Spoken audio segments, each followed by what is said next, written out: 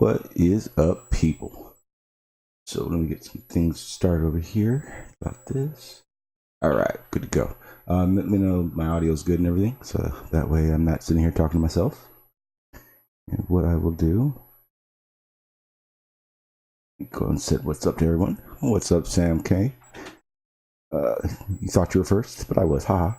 Just kidding. What's up, GPS? What up, Sean? What's up, John Slock? What's up, Jimmy?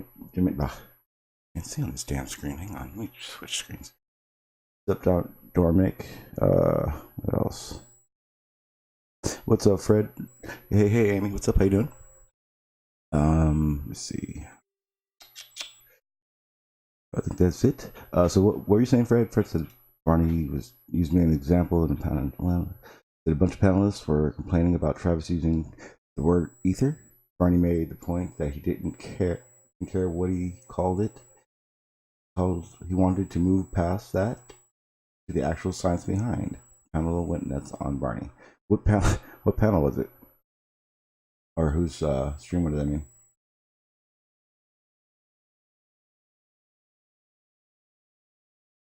Yep, Amy, we're doing great. Just had football yesterday. Kids got their asses handed to them, but it was all their fault. So Monday's practice, I'm gonna make them pay. What's up, they and them? How you doing? What's up, Matrix? Oh, okay, like on Jose's after show. Let me go ahead and get this out there. I'm gonna get the link out there to you guys. As the top, as the title says in the stream, this one's gonna be. It's not different. It's gonna be pretty much the same as usual. It'll be open topic. Usually a different topic from what I start off with will be talked about, but nonetheless, the one thing I want to definitely get in order with this is an issue that I see is happening with Flat Earth, the questioning. So Flat Earth will say, yeah, well, I'm a Flat Earther, I have a lot of questions, and that need answers, okay? And I understand that a lot of Flat Earthers aren't going to have a understanding of Flat Earth because, hey, we've only been at this for so long. And here's the problem I have, though. I don't want answers that prove Flat Earth. I don't even want evidence that proves Flat Earth.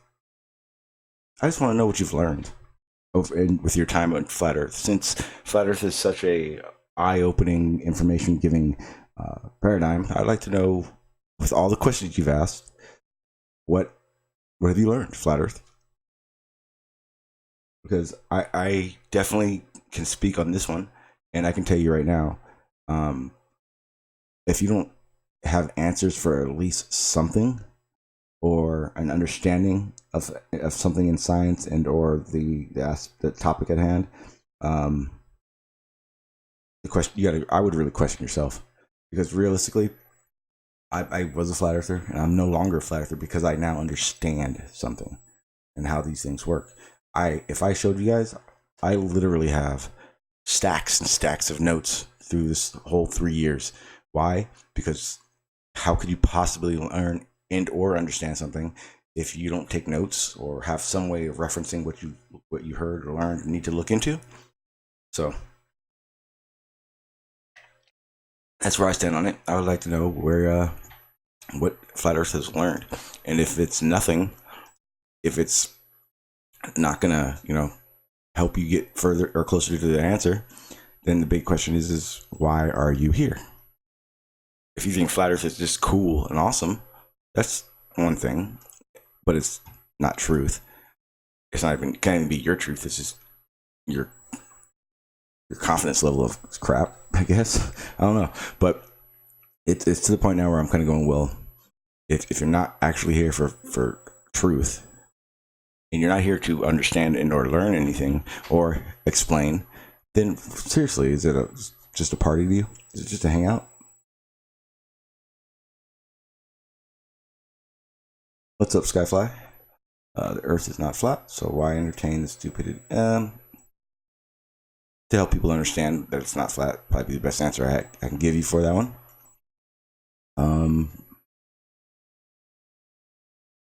I don't think it's impossible. I think it seems impossible with a lot of the characters that we do have around Flat Earth. During the time you were a self-proclaimed flat earther and someone asked you what would it take for you to accept the globe, what would it your answer? During that time, my answer, they asked me during the time basically what would it take for me to be globe again. Answers was my would have been my answer. Answers to how the globe worked, answers to how the system worked, stuff like that. But then that just kind of goes along the same settings as me understanding what I was seeing and learning. What's up, Crash?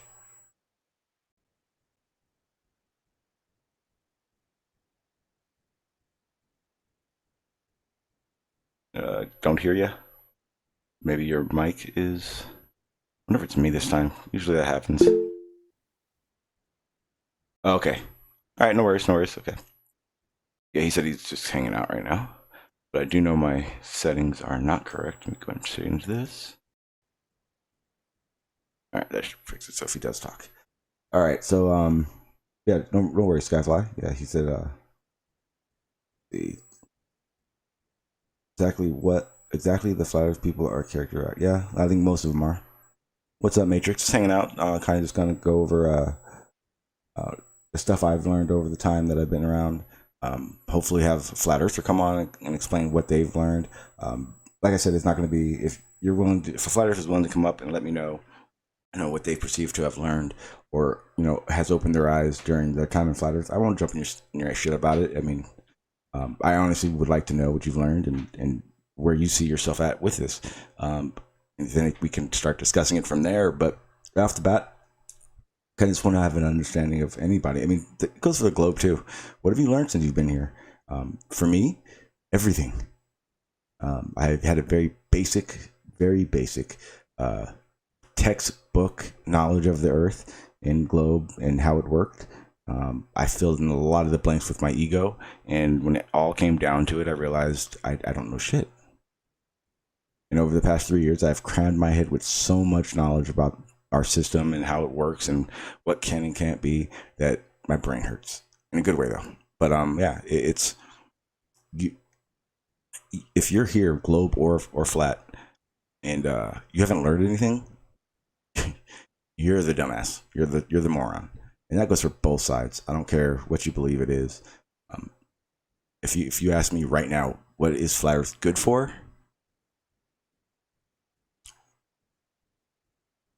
For actually looking into things, giving a fuck about where we live or what's going on or how things work. It makes you want to look. Now, if you're honest with yourself, you'll look further and at some point come away from flat Earth. But ultimately, it's good for opening your eyes to what you didn't think you knew. Because I've learned a considerable amount how to test the shape of the Earth, and I've learned to be a lot more patient with which has been most useful. Yeah, exact stuff like that. That's a good answer to me. The things we've learned change, and the way we perceive them change, or it should at least, I think. And I actually disagree, Sam. I think he says thanks to flat earthers, I've learned more about the globe. I think I think, or matter of fact, I kind of read that wrong, but let me clarify it. I think I think flat Earth has helped more people that still think it's a globe understand the globe.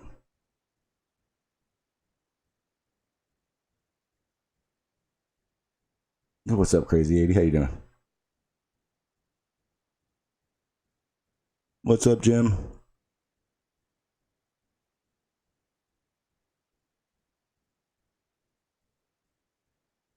Yeah, it's pretty much that way now. I'm starting to see it that way. Flat Earth is good for looking into science again and understanding it, realizing what you thought you understood. But yeah, I don't think thinking it's flat is at all a problem in the situation.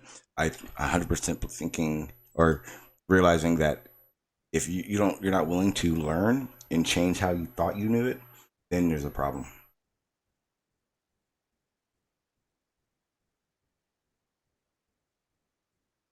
That's when shit gets real. That's when you start realizing the fakes and whatnot.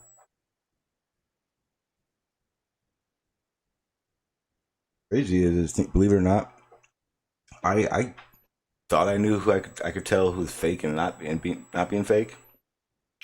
Like Riley's and Nathan's and everything. It wasn't until I left Flat Earth and really sat back and looked at how I went through that my path of Flat Earth and coming back to Globe. And that was when I really realized if you don't have if I go through anybody's channels that has uploads and I don't see a progression in ideas, a progression in the way you think about how things could work or look into things, I think that's the biggest red flag right there.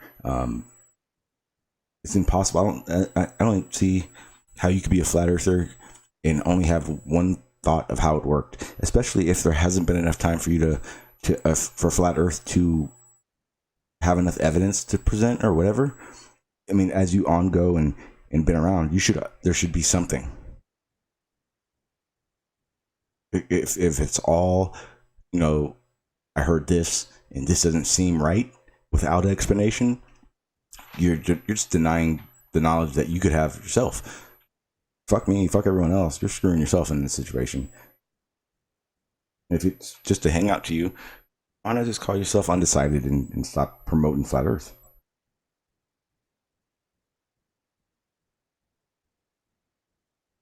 Let me see if I can find this. I saw this GIF in one of the servers that I'm in. I thought it was pretty damn cool, so I wanted you guys to check it out.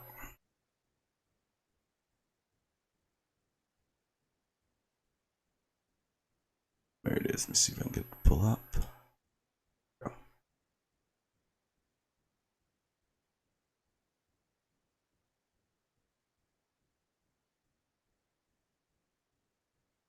I thought that was pretty cool.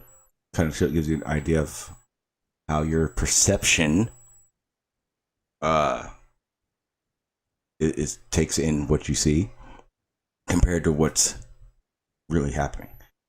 Now, any flat earther can go, oh, that's just this and this, and oh, that's what it looks like. That's exactly how it works when we're standing on the ground and it appears to be flat. But in reality, what you're standing on is not. It sucks. I know a lot of you guys don't want to hear it or see it or believe that's how it works, but realization is if it doesn't work how we're explaining it, do you have an explanation that works? An explanation that doesn't just deny. Let's see. It's been a while, so I'll put the link out there again. If not, but if no one wants to jump on it in a little bit, then there's a few things I can go into that I can monologue on my own. But I want to give you guys the opportunity to do it.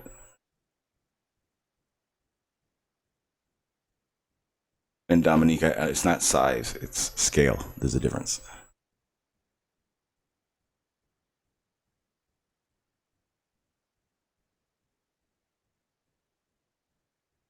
Now,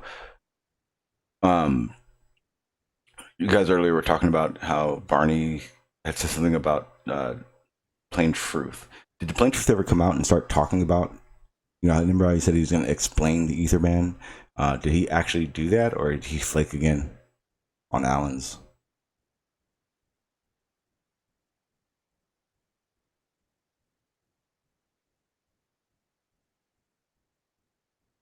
So the Joker rules. You said NASA is lying. Then on their live streams, which ones were you talking about on that? Oh, wow.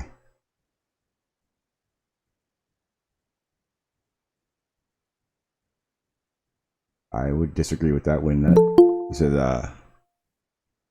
flat Earth belief is no. I don't think it's a mental illness at all. What's up? What's up, they and them? Hey, Sean G, how's things? Doing good. How you doing? Yeah, I'm good. No, Travis flicked on doing his presentation. He just sent Jose a message a couple of hours before that he was supposed to do it and said he wasn't willing to go through it again and his tutorial would stand. Wait. So he made it seem like he's explained the ether band before? Yes, and he claims that his tutorial on his uh, YouTube channel explains it all, and he wasn't going to come in and go through it all again. Yeah. Well, that's his problem. That's crazy. It's I think you had an echo in your background. Let me see. Sorry, is that better? Yeah, hang on. They're saying that your mic is loud. I just turned you down. I'm waiting for them to let me know if it's better. That way we can keep going. I think that'd be okay. It should be good. I put I turned down your side, so you be a lot better now. All right. That's weird because when you say that, it sounds like he said he's explained it before. I know he definitely has it on his channel. Well, that was the impression of the message that Jose read out on the start of the stream. That's man. Well, that's kind of how it works when you're able to use terms that don't have any definition for so long. Then once everyone starts calling you out and telling you you need to explain it, get your back against the wall. You know you damn well you can't. Yeah, and that's where a few of us asked Barney why he allowed Travis to, or he accepted Travis using those words when he wouldn't put any sort of measurable definition towards it. What did Barney say? No, I agree with Barney's sentiment and the fact that Barney says he has no problem with Travis using the word from a point of view of trying to move the conversation forward.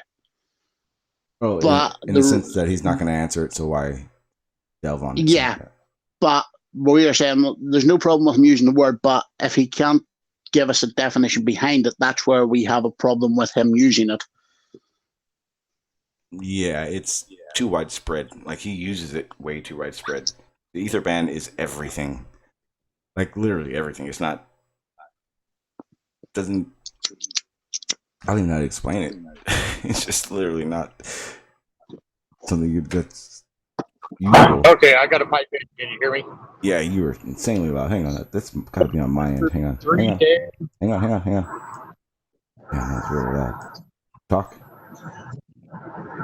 Hey. All right, that's so much better. I know what it was. So after 3 days of Travis saying he's going to give us more details on the Aether band, he didn't go through with that. Is that what I'm hearing, right? Yep. Okay, I just wanted to pipe in and check because that was a deal that me and Bob the Science Guy had with him the other day. We both answered questions if he would clarify certain things about his Aether band. Well, I think probably 3 or 4 streams ago, I told you guys, can't. Impossible. He literally won't be able to ever do it. Well, he's using it as a catch-all. He's not using it. He's not using it for any real thing. Exactly. You can't define it because if it's everything, then what would he be defining? Or forget defining, explaining. Well, he would necessarily have to take it all and then break it into its individual components. And when you did that, you would just come up with globe earth math. Oh yeah, Eric, that's pissed off. Remember, it was like 2 streams ago. He rage quit. It was because I was pressing him to give a detailed description of some aspect.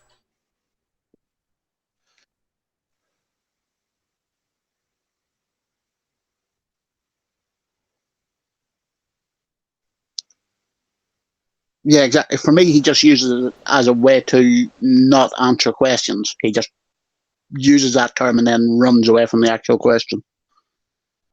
That's part of why Barney likes to use it, because it shows that Travis has no substance. Yeah, Barney's giving him the opportunity to fill in the blanks and hang himself rather than Barney go, well, and then lace into him.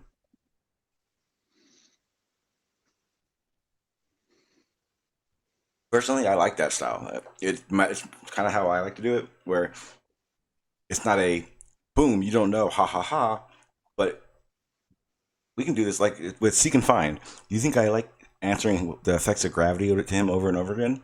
Hell no. But every time he says it, someone in that chat going, huh? We asked him over and over again to explain how wind was a force, and that didn't get us anywhere. Can't, because if he tells you that wind's not a force, he then has to realize that the force that we are describing is actually gravity.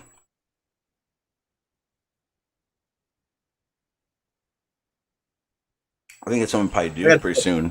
I'm going to start taking those cuts of different streams I've had like that and kind of start going over why those are the answers that were given. Because Reason Seek and Find gives you those answers. Right? Reason Seek and Find uses only one thing for his whole flat Earth idea. Is because that's where he knows he can make a circle happen. He can go in circles over and over again with that. I just wasn't prepared for him to say, "Oh yeah, wind's a force." It's like, well then, is your hand a force? And his response was, "Yes, my hand is a force." Then that's a complete misunderstanding in how physics works altogether. Altogether.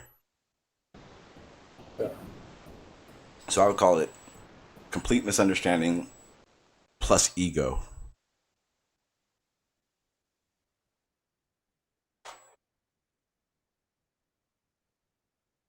I'm trying to find another clip that I was going to show, but can't find it. Never mind.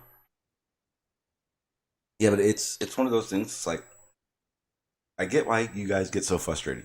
Trust me, I do. But at the same time, if it wasn't for Flat Earth and the forums panels you guys join, do you think you'd be where you are with the knowledge of the system still? Oh no, my physics education would be much lower than it currently is. I've had to look up a lot of things I've forgotten and reach back into textbooks that were buried. Did you find that a lot of the things you thought you knew were wrong? Or I didn't have a complete picture of them. Yeah, exactly. Yeah. So I think I meant a little bit more. Because now, mind you, I've been wrong a few times, but more often than not, I just don't have enough information to paint a complete picture. Exactly. And I think that's what flat earthers need to realize, because a lot of times when we ask them questions, they act as if we're asking for the complete answer. I'm just looking for the brainstorm and the lead up to why you think that way. And that's what, if you can't do that, there's a problem. There's a huge, huge problem. Because any doubt in a system or how something works, the start of it is seeing where it went wrong in the system we're told. They're not even telling us where the globe, what the globe is telling us is wrong. They're not even doing that. They're showing us phenomena which have nothing to do with something not working. I love when they show us something like, see, that proves the globe doesn't work, but they're showing us something that we wouldn't. They're incorrectly interpreting something that only works on a globe and saying something completely different than what we're seeing. Yeah, like we see too far. That's one of the favorite ones I hear. The problem with we see too far is they're using those images like I know there's like the world record one. And the issue is again, you see those only at certain times of the year for certain reasons, atmospheric reasons or whatnot. If it was flat Earth, we would see that every day. We would have those impossible shots every day, and we don't. I had an idea, and I can't remember. Like when Right the Hand was saying, because rocks don't float in a vacuum, that disproves the globe model. Like, doesn't make sense. Yeah, if rocks suddenly floated by us removing air from a vacuum chamber, that would really disprove the globe model. It would, on a whole lot of other things. It would flip all of physics on its head. And that's the reality of it. You can't change science for your benefit. Your benefit changes upon the science. Manny, there in the chat, knowing people's real name will not increase the validity of their argument, and you saying your real name will not increase the validity of your argument. So it's really a pointless endeavor. Exactly. And yeah, Dominique in the chat says something like about vacuum chambers aren't anti-gravity. The idea that flat earthers assume these type of things or don't understand what the difference is between in a normal condition versus in a vacuum chamber It's very disingenuous. It doesn't take much to understand what that is for and how they use it. The idea of, do they use it? Do they put astronauts in those? Well, understand this. The reason they use a pool and not doing this stuff in a vacuum chamber is because you don't mitigate gravity in a vacuum chamber. In a pool, it's more like weightlessness. Second, here's the biggest one of them all that I understood right away. Why? Why risk something happening and killing your astronaut in a vacuum chamber? That's the point blank of it.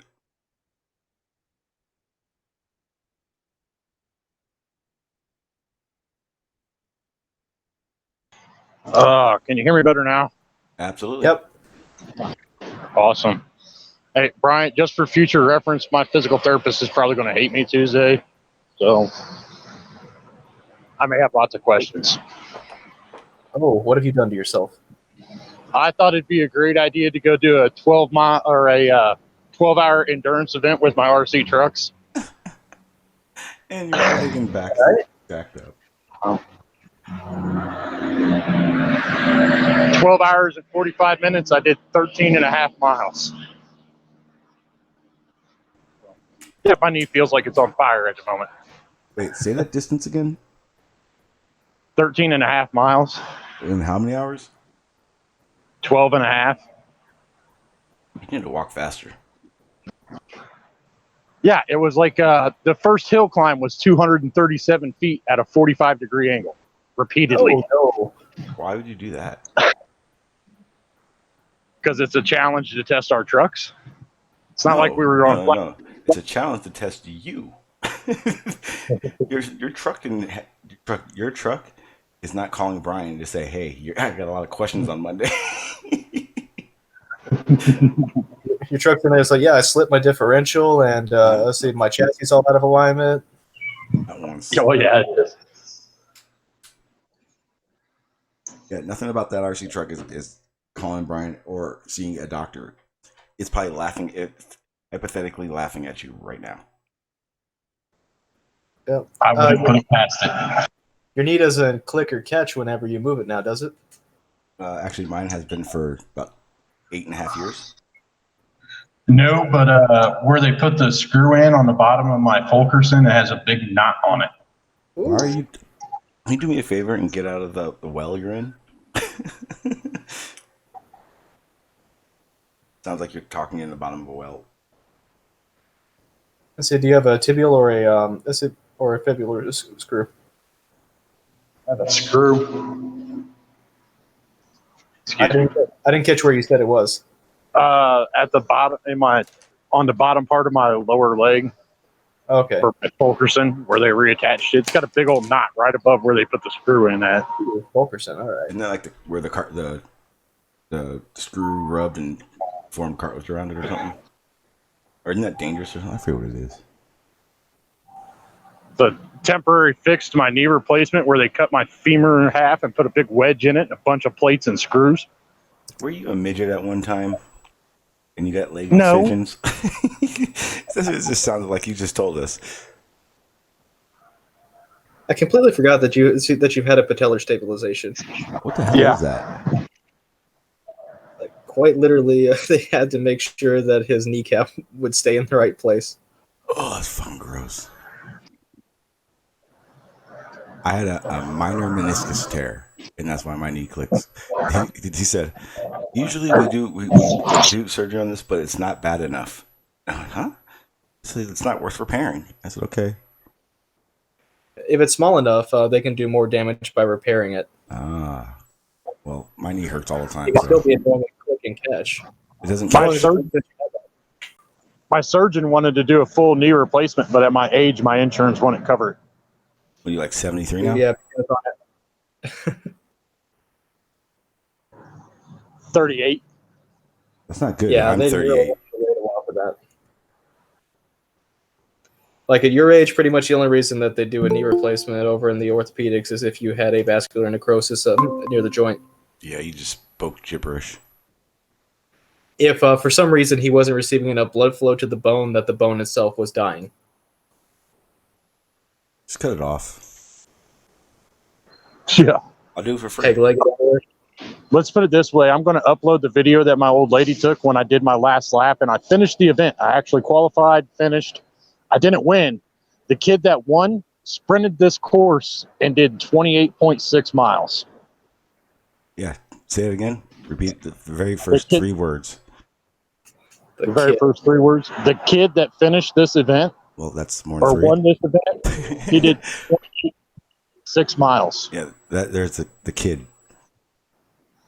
Oh, yeah. He was lapping us old guys like we were standing still and had the stamina to keep running with his truck for 12 hours. Yeah, that's Yes, you should have that stopped. noise. When first lap, you should have stopped. I was there to get I got my parts certified, which is what I was there for. I forgot. I had to do a minimum of, like you're sponsored by and have to do these things too, don't you? yeah. Downside. You're their bitch. You know it.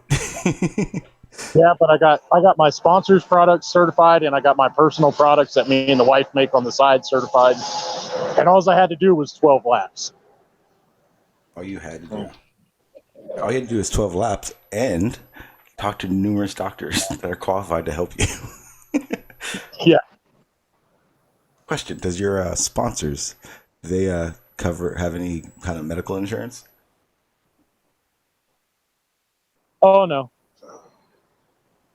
Yeah. But I have very good medical insurance, so I've already got a good surgeon and doctor, so Specialist, I hope. I'm just not thinking he's going to be very happy with me on Tuesday.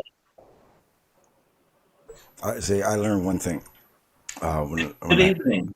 I tore the artery and tendons and nerves in my wrist, that if a specialist matters.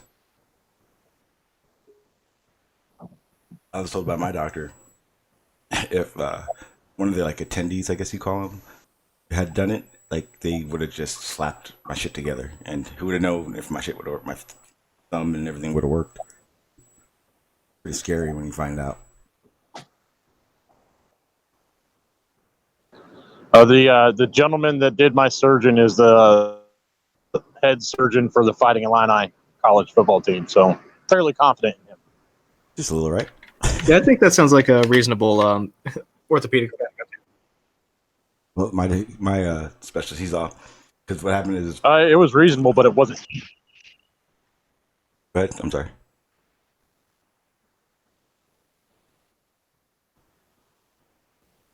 Good evening. What's up, Skyfly? Hey, man. It's been a while. What's up, Scott? Yes, hi there. You've got Brian and Crash's RC Cars. Hi there, and Sean. Yep. I want to talk about Dow from Beyond the Imaginary Curve that believes that water's always flat. That's cool. Go ahead. Yeah. Is that fair enough to talk about that? Yeah. Absolutely. Go ahead. The fact that water finds its level in that, obviously in a lake or a swimming pool or something like that, is fair enough. But in the sea, it's moving. So if it's moving, that means it's not level. So water in the sea cannot physically be level due to the simple fact that it's moving. Yes and no. Problem is there are... That is very, very accurate. No, because there are times in the ocean where it's calm. There's no wind. There's no waves. I mean, it does think it's level. It finds level. The issue in that is that the whole idea of flat. It's only level over a very small portion of water, and that may be just a few feet, even less than that probably. You only have to go to the seaside and look at the reflections under the low sea base and see the ripples from the sunlight shaped by the fact that the water's not level. The reflections. Yeah, or in the sense of it's not level. Well, in the sense of those random small times that I said, about it being actual level, calm.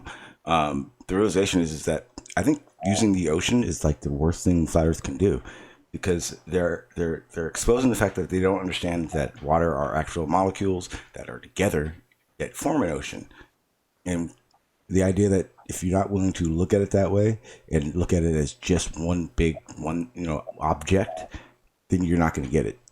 I'm thinking, the oceans should fall off the globe. It doesn't make sense. Yeah, you've got tides in that as well, obviously, and that changes by many feet in different parts of the world. Obviously, lakes and stuff like that will be relatively level, and I can appreciate that, and I can accept that. And then you get them perfect reflections of the mountains in the distance reflecting back in the water. But you don't get that in the sea. The sea is very choppy, and the fact it's not level is because it's moving, and that's why you cannot physically see the curvature. It's not going to be a perfect curvature like it would be on a marble bore. It's moving. So you have small levels of water. If you want to imagine the Earth as a golf ball, and all them little dimples are the levels of water around it. That's how I see it personally. Yeah, I see what you're saying. Well, a simple way of describing it. And that's why when that guy, was it Soundly? Not Soundly, Sky Plane, I can't remember his name. When, done that experiment with the tube and that. And I said, you're not going to find curvature using that method. You're going to find the fact that gravity is equal over each part of that line of tubes of water pushing down at the same positions. So you're not physically going to see it. Yeah, Earth's way too small, and the measurement is way too small. And I think his test actually came up. I think his test actually came up within the margin of error for inconclusive, but trending towards globe. Yeah, you cannot physically detect the globe from that sort of like level. You know, like boats go out of boats go out of level, out of view rather, at a certain distance. If you go up in the sky and compare the same distance, an aeroplane, commercial airplanes, much lower, you know, like 35,000 feet, it's about 6 miles. So you're not going to see curvature from an aeroplane as well. So when people moan about the fact you can't see the water curving, it's not curving, it's flat, it's level, but it's only level over a certain distance, which could be inches to miles, depending on the wind and the gravitational force.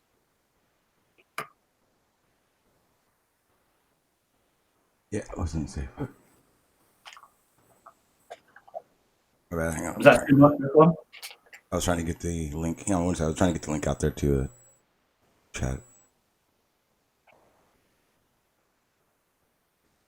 Oh, and another thing Dal said on his live show, and I can't chat in there, so I couldn't say what I wanted to say. But he said you cannot see stars from an aircraft, and the first thing I done was search for stars from an aircraft, and I found loads of videos immediately. So he was talking bollocks again. He's just making up bullshit to fool people. Yeah, he's one of the ones that I feel. Not only that, but we also have. Sorry, Sean. No, go ahead, Brian. There's a lag. Go ahead. Okay. We also have stars from a. Let's see. So we also have stars being seen from the. From several of the craft in space. Trying to remember which Apollo mission it was, but you can actually read through their transcripts. They're like, oh yeah, look out that way. It's just nothing but stars. There's some really good. There's a guy on YouTube. He does. He's a commercial pilot, and he does time-lapse videos of his flights, like 30-second exposures at night, and you can see the stars in that, and you can see the clouds, and he goes down, he lands, and that you can see the lights. It's brilliant. So for someone like Dow to say you cannot see stars at night from an aircraft is talking complete bollocks, and that's all he does. I would say more. Yeah, one of the and how light. Sorry to interrupt. One of the Apollo missions stated. Go ahead, guys. I'm going to back out and come back in because sorry, it's Apollo mission. You said about Apollo mission. Yeah.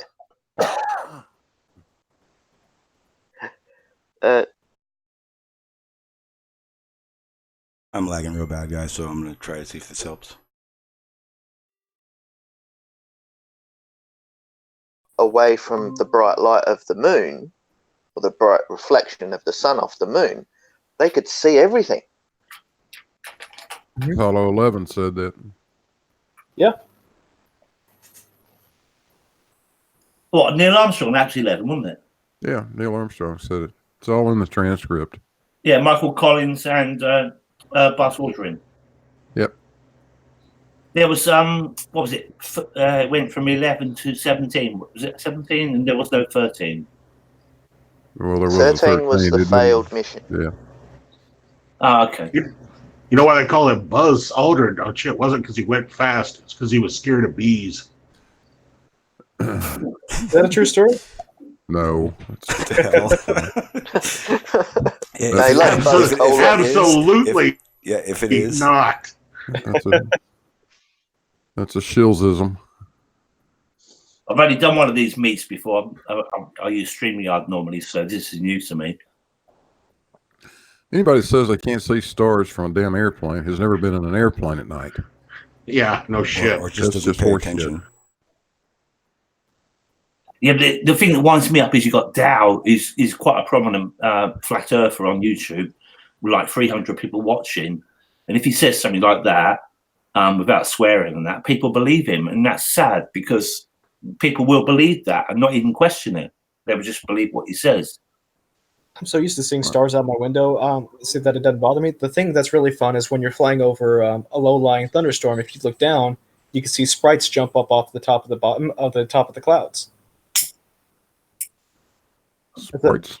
It's actually it's an ejection out from the top of the cloud that happens. Yep. That happens where where we form. It's I don't want to say it's like what you would imagine from a quantum leap, like when you take something and you expose it to flame and it burns that color, but that's what it seems like in my head. Yeah, like a sparkler. Those sprites are opposing electrical forces. Yeah, crazy. You have to unmute yourself.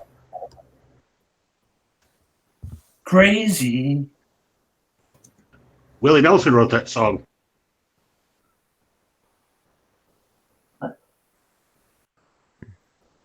That's actually true. He really did.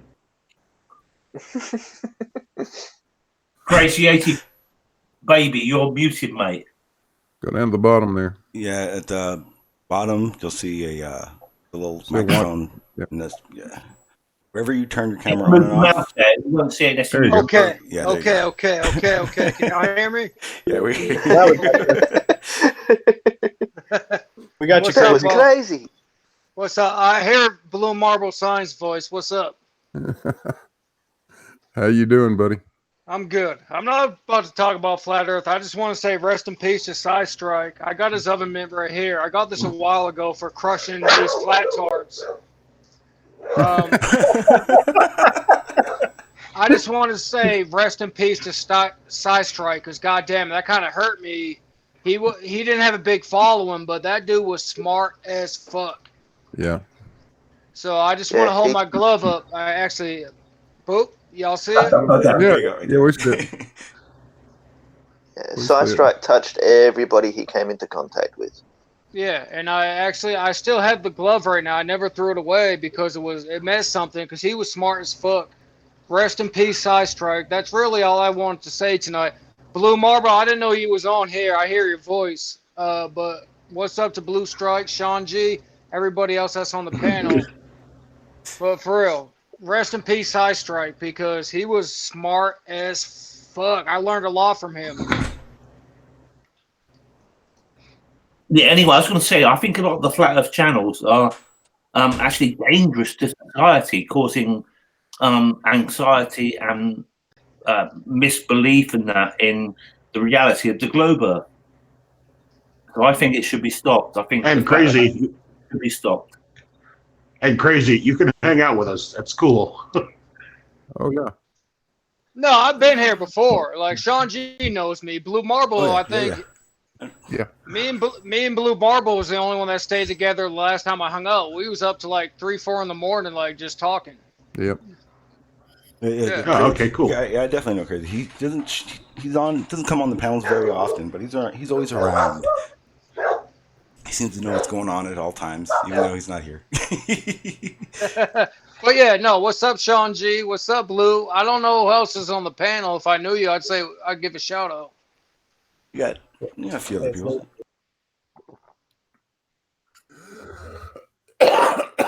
Yeah, Hannah. It's Crazy 80.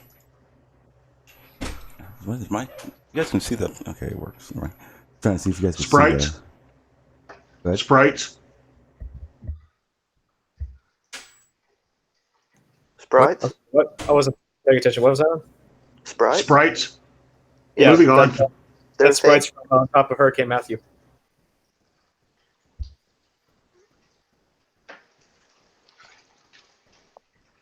Okay, so just so everyone knows, the reason his lips were blue is because I had a filter on my Hangouts box so that I could make it transparent so you can see through it.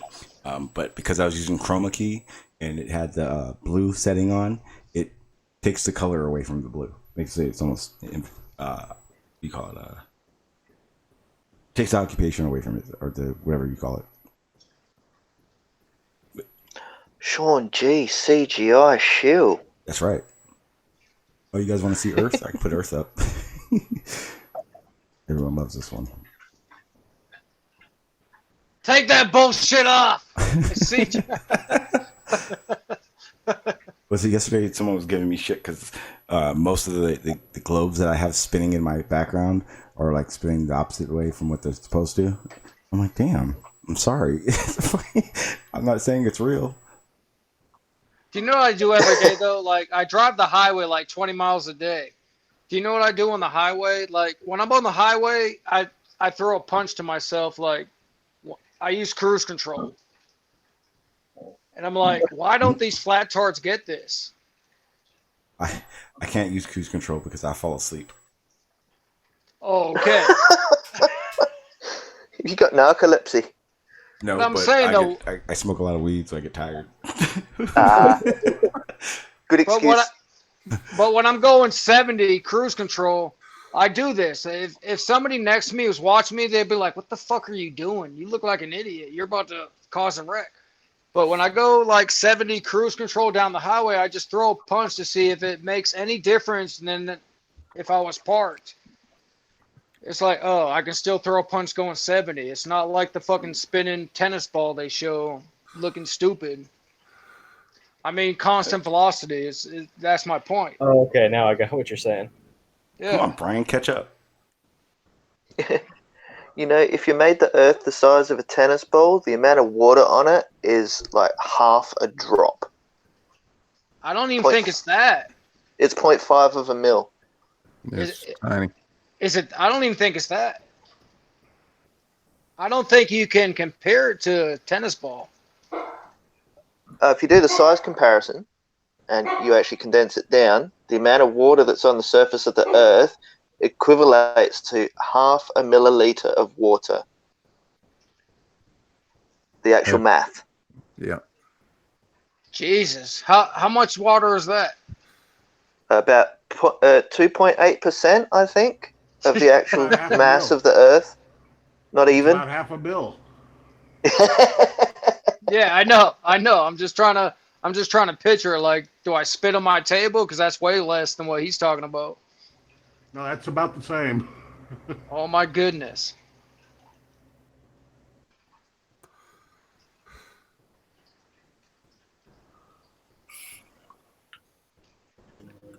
And that's what I was trying to say before in the chat is, yeah, you're right, Sean. It's not size, it's scale. Yeah, people can't comprehend the scale of the Earth and the sheer size of it. That was the biggest issue I had. The fact that I couldn't imagine that the Earth was that big. It didn't make sense at all. I mean, think of it like this, okay? Everybody that's listening to the audience, YouTube, everybody on the panel, just think for a moment. Think of a place that's about 100 miles from where you are right now. How long would it take you to drive there? About an hour and 40 minutes. Now point that straight up, and that's how much atmosphere we've got.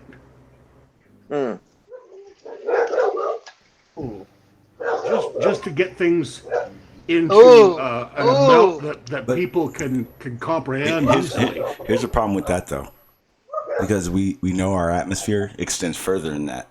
But when they hear, like they heard the moon is in Earth's atmosphere, they don't get that the measurable amount of atmosphere is so minuscule that technically it is, but it's not.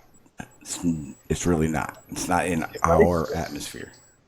It's not in our atmosphere. It is bathed in small amounts of hydrogen molecules that are derived from that come from our atmosphere. Exactly. Geocorona. And are somewhat held in place, kinda, by the gravitational field of Earth. Come here. Yeah, the first layer of our atmosphere is the troposphere, and that's about 200 miles out the equator. It's down to about 40 miles. Oh, Crazy. I think your dog needs a Prozac, dude. Yeah. I like that the dog barks and he kind of just looks at it for a second. Aww. Pretty dog. Awesome dog. Hey, shut up! Damn. I hope that dog's going to go shit on your bed now. No, that's my Pookie. That's You're my gonna poop. Pookie. Gonna poop in your shoes. Shut up! Yeah. Tell me, shut up, I shit in your shoe. Yeah, that's what he's thinking too. He's like, okay, What is he? American Bulldog. Yeah. Oh, okay. Got a little winter nose going on there too. Yeah, I know. But I live in Aurora, Colorado. Everybody thinks he's a pit bull. I was like, have you ever seen a pit bull? They're small. He's twice the size of a pit bull. Wait, what kind of dog is it? American Bulldog. That's It's a nugget. That's a pit, my friend. I might That's- have to take That's like, issue that's like with saying, that. that's like saying it's a terrier. Well, no, it's not. If you ever seen an American Bulldog next to a real pit bull, they're half the size. People breed pit bulls with my boy, and they say, this is a pit bull. This is a pit bull. No, it's not. You bred it with pit bulls are like 2 feet tall, 35 pounds max, 40 pounds male. Yeah, about the Oh, size I of a see. staffy. Yeah, I see what you're saying. Yeah, okay, I get it now. Exactly. They are very. They're different. It's just hard to necessarily see it in some variants of the breed. Well, the problem Exactly. with pits are that they're so bred, bred to a certain standard or look that it takes away from the natural look of what they are. Exactly, yes. And if you know blue nose pit, red nose pit, Yep, I used to if have a you blue. know them, you know the difference between. Oh my God! Hold up. Let me just close my door because this is interfering with the live stream. Hold up. My dogs go cray cray, and I got an Australian cow dog at the same time. Oh, we like the dogs more than you, crazy. All right, give me a sec. Oh, fuck y'all. Ooh, look, fish. All right. Somebody grab the tartar sauce. Aw. Yes, I'm an animal lover. Come here. Come on, Poop. Come on, Poop. Go. That's a pit bull. an American. That's my pit bull. Yep, American. He's right at 100 pounds. Okay, he's 89 pounds. Thank you, BlueMarbleScience. Why don't you do an open container test with my dog's weight? All right. Has your dog got entropy? No, Okay, no, that dog sorry. has no entropy. Sorry, that was funny. Don't lie. Can those two dogs exist near each other without a membrane? Oh my gosh. They detect curvature. So, exactly. That's what we need to do. We need to have our own little round table and our little gay questions, and they all need to be directed at your guys' dogs. There we go. And until they can answer Straight up truthfully, That That's freaking what pit we'll Straight bull up of mine curve sniffing dogs. Sean does G not cannot detect get curvature. He creates curvature. Oh my goodness. Oh my gosh. Okay. I think John Watson's come on. He's a flat earther, I believe. no, No, it's a different. No. Yeah, that's a different one. I was confused too. Yeah. For the longest time, I didn't want I could be John if you- on here because I thought he was the other one, and I was like, I'm about to get trolled hard. And then he started talking. I was like, doesn't seem like the troll in the chat. But just know John, your name is sorry. off by an H, John, because there's another John Yeah, Watson that's a one flat earther. legit take.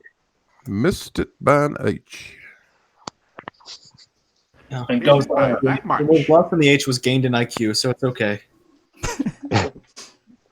Have any of you noticed Anthony Riley starting to attack our great Albert Einstein. Oh yeah. He's been doing it over Yeah. here for a while. Since the beginning. Yeah, he's been doing it a while. But see, the weird thing is what he's doing is he denies gravity, then he claims Newton has been thrown out completely for general relativity, and then he denies general relativity. I don't get it. Well, Sean, you're missing the latest development in this story. Oh, great. He found a fake letter supposedly written to Albert Einstein from a university that denied him professorship. So in real life, this university, the first time he applied, did deny him professorship, which is all well and good. But Riley got a hold of this letter that is a German university writing to a German-speaking individual. So the letter's in English to start with, which is already a problem. Here's the kicker. Yeah, here's the kicker. If you actually zoom out and look at the letter itself, there are pictures of Einstein on the letter. On the stamps. 30s and 40s.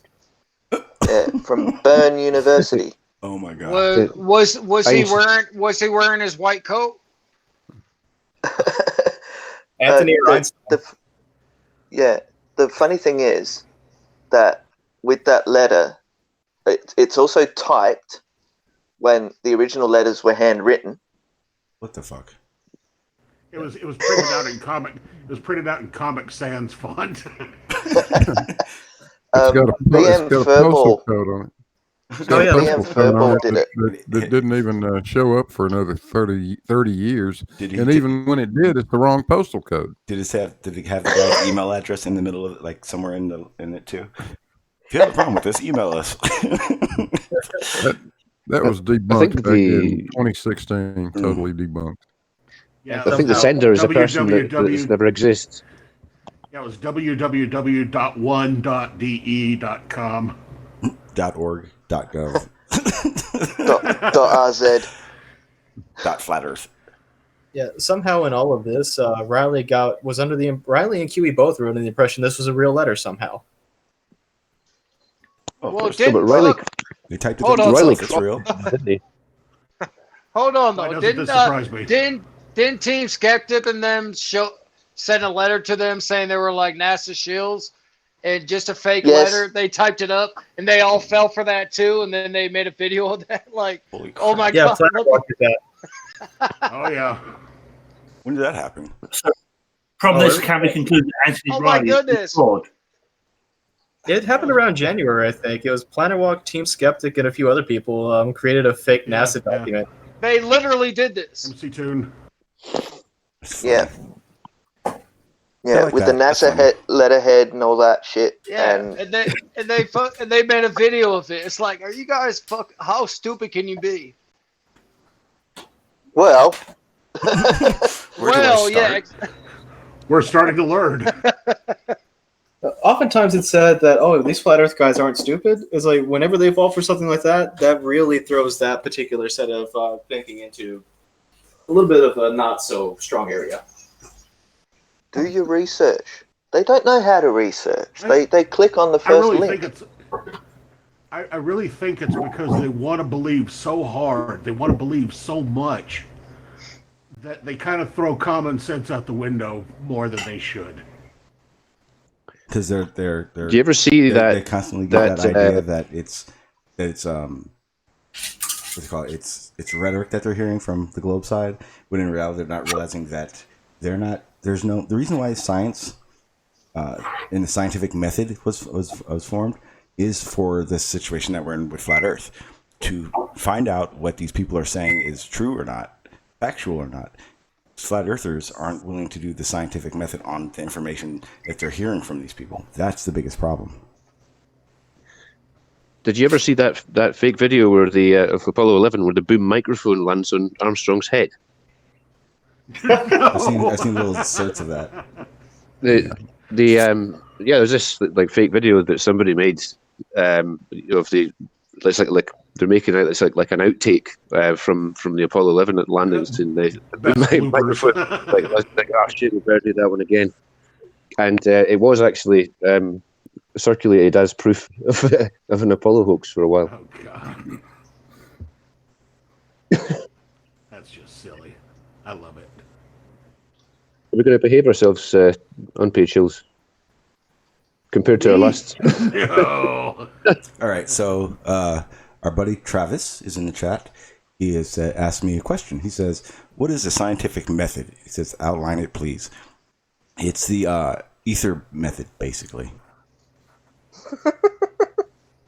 Who's come up with this new ether method? Who's that? I did just now. Oh, The scientific method is how you describe the Travis sphere, I think. That's right. It kind of bums me out that he went along that route, because I thought he was one of the people that was a flat earther with these alternative thoughts, but didn't want to be known as someone who was full of shit. But if you're gonna give us a whole thing of ether band and then say you're gonna explain it, if you're serious and you truthfully feel that way, you should probably present your facts and your evidence, not run from them. And then part of the scientific method involves having an open mind to evidence, because the scientific method is all about following the evidence, not forcing evidence to conform to your preconceived notions. Exactly. And Free-minded thinks that I'm being silly. Actually, Free-minded, I have the clip of you and Bong's observation of the moon at the same time while you guys were doing it live, I guess. And trust me, your description is exactly what you would see on a globe, 100%. Anytime you'd like, I could play it. So, is it now conclusive that Anthony Riley is a complete gimp? Is what? He's a gimp. A gimp. Yes. Mentally, sure. I don't know. Don't know about his physicality or his sexual orientation. Oh, now running the gimp suit sounds horrifying. Yeah, what I remember from school is the scientific method is you make the observation, you form a hypothesis, you write down an aim for your testing, so what you expect to see from your hypothesis. You then do your experimentation. You then form your conclusions from the experimentation. You then ask someone to check your results. Okay. And if there's any mistakes, you go back and do it again. And that's only one method. There are so many more methods, and some things can't always conform to experimentation, or the experiment is already contained within the observation, such as in the way of natural experiments. But that's the basic understanding of how you find out something you don't actually understand. Okay, so I see that the sun gets hidden behind something. Okay, what can I do to test my thought that it is hidden by the atmosphere? Okay, I need to get to an elevation and see what's actually obstructing it. Yes, go higher. Yes. What it really is just a method to stop you from confusing yourself into believing that it was table salt instead of gravity that made the fucking egg float. The fucking egg floated by itself, Blue Marble, shut up. It was the egg floated by itself. And remember, Marble, it wasn't the salt that floated it. It was Anthony. He did it. He wiggled through it. Yeah, exactly. I made it white jacket. If somebody else had put the salt in there, that fucker would have sat right on the bottom. It was Anthony. You're right. I think Anthony scared the egg off the bottom is what happened. Yeah, because I made the egg move. The egg rose out of sheer fright. But what I don't get about that experiment was that tool he was using. It was like parts per million. I didn't get the tool he was using. I was like, parts per million of what? Like, what the fuck? What do you mean? What the fuck do you mean parts per million? Like, dissolved density. He literally said, I don't know what this number means, but it's parts per million. I'm like, okay. By Anthony's method that he applies to everybody else, necessarily his experiment is invalid because he wasn't measuring what he was seeking to measure. I just didn't get the fucking tool he was using. I said parts per million, and he's trying to make an egg float. I could go to we all could go to the Dead Sea and have us all float and do the same thing on camera. I just didn't get. I'm sorry, I just didn't get the tool he was using. The parts per million shit. I was like, okay. And he said himself, like, I don't know what this number means. I'm like, what the fuck are you talking about, bruh? Yeah, 229 parts per million, 299 parts per million. Okay, so you put more particles in the water. Big whoop. I didn't know what that meant though. He's using some little handheld measurement. I was like, dissolved solids. Dissolved solids. Yeah, the Yeah. Dead Sea is about 1,500 feet below sea level. So why doesn't all the water flow to that point? Here's the fun part, though. If he were to put sugar in there instead of sugar, sugar instead of salt. If he were to put sugar in there instead of salt, the parts per million reader would not pick up anything, and yet the egg would still float. Would that invalidate relative density? Relative density was debunked in 1929. The way Anthony sees it, it was debunked in 1929 in a paper. Is that true? Yeah, I did some investigation. I need to find the PDF that had it. It had the actual excerpt from the paper that spoke about how relative density is confused for gravity acting upon water. Okay. Yeah, and that it was what do they call it? The misinterpretation of physics. So they thought that because some things float and some things don't, that it's relative density causing that, not the actual gravity pushing on the water around the object to make it float or sink. So it was a misunderstanding. So they used relative density to say, oh, because it's so dense, it must displace that amount of water. Yeah, that's part of it, but what's causing the water to stay where it is? And then the water is pushing at the same time as that is trying to push down on the water. Relative density is just a fallacy. I don't know. All I know is when I seen Sly Sparkane's test with everybody over the Earth doing the sun angles, where the sun was located. When I seen BlueMarbleScience, when he did his what gas did you use on an open butane on an open container? I was like, oh my god, you guys are fucking idiots. And after Netflix, that's when I did my stupid fucking flat earth video. I was like, you guys are fucking start. It has nothing to do with the shape of the earth. Not the people that are making money off it. I'm not talking about them. Jeranism, Bob, Globe, they're making money. I know why they're doing it, but the people that follow has nothing to do with the shape of the earth. It's a fucking mental thing. I think they just found their friends they like, and they just found their friends and like, okay, this is my friends. Snake oil. What scares me isn't the people that make money. I know, like you said, I know why Nathan and Riley and all them, or why Nathan and a lot of them do. It is odd when Spurs and Riley and them do it. Whether they're getting it on the backside, I don't know. I don't care. But the thing is I don't understand how they're relevant. Well, I understand why they're relevant to certain people like Team Skeptics and Fight the Fight. Like, they need them because he's always going to come out with bullshit. Problem is that's why they're still around. Riley actually, of all things, a big time conspirator outside of flat Earth. He's one of those that was under the impression that the pyramids of ancient Egypt were actually part of a great civilized society that had free energy being projected through the capstone of the pyramids. Oh, it's like mud flooders. They think the same thing. Yeah, and I'm not making that up. You can actually go on GeoStreamer's channel and watch a debate between him and Riley on that. Yeah, but I know there's like conspiracy theories, as in the Egyptians actually didn't build the pyramids. That one, and you know what I mean? Like, there were civilizations before them. Yeah, I mean, but it's something been that I've proven. shown some stuff on, and I'm very happy to talk about it. Probably not now with pictures. I want to ask this one question, and then definitely Toady. No free energy though. No free energy. No. I don't think there's free energy. I'm just saying in the sense of someone said they've proven that the Egyptians built the pyramids. How do they prove that? They were built much long before that. Yeah, much longer.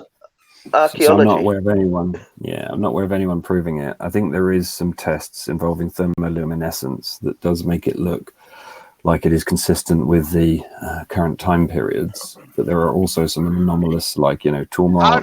How did the Egyptians build the pyramids? No, it was what it did. There was a conspiracy theory for a long time that the Egyptians didn't actually build the pyramids. That there was a civilization before them that did it, based on that there's a number of things. There's the erosion of the Sphinx. There's erosion of the outer parts of the pyramids. Is that a conspiracy too? Look at our skylines in every city right now. Like the Egyptians built the pyramids. We could fucking crush the pyramids right now. Really? The pyramids? There's fucking triangle. Well, the thing, the thing is about the Sphinx is that if the idea is if there was a river that ran through that area. Versus, so there's anomalous weathering on the south wall, which is very, very deep in the limestone, and it is contiguous with the Sphinx. And there's ancient repairs that were done at about, I think, 2,500 BC on the Sphinx, and it seems odd that you'd be repairing something that was new. So there is all of this. It is. I've gone and looked at it firsthand and measured it, and I was with Robert Schoch, who's kind of the expert on that theory. To me, it's interesting, but could be explained, right? You been there? Yeah, you went there recently. Nice. I've got videos, Nice. I've got evidence, Okay. I collected samples. Okay. TOADY is a resident Egyptologist. He wouldn't call himself as much, but he's our resident Egyptologist. I think the desert seems to be the sea as well, the seabed. Because there have been bones found there, hasn't there, and fossils. Well, no, I wanted to hear him talk because I've never been there. That's two places I want to go: Australia and Egypt. That's the only two. Come to Australia. I'll give you a hug. Yeah, okay. That's the only two places I ever want to go is Australia and Egypt to see the pyramids. I wanted to hear what he had to say about the pyramids. So I'll do a thing on it at one point. I did show some people some stuff before, and there's really interesting stuff there. Definitely go there if you can. It's well worth it. The pyramids is probably not the most impressive piece. There's a couple of others called the Serapeum and the Assyrian, and they're absolutely, in fact, it's all pretty amazing. It's all pretty amazing.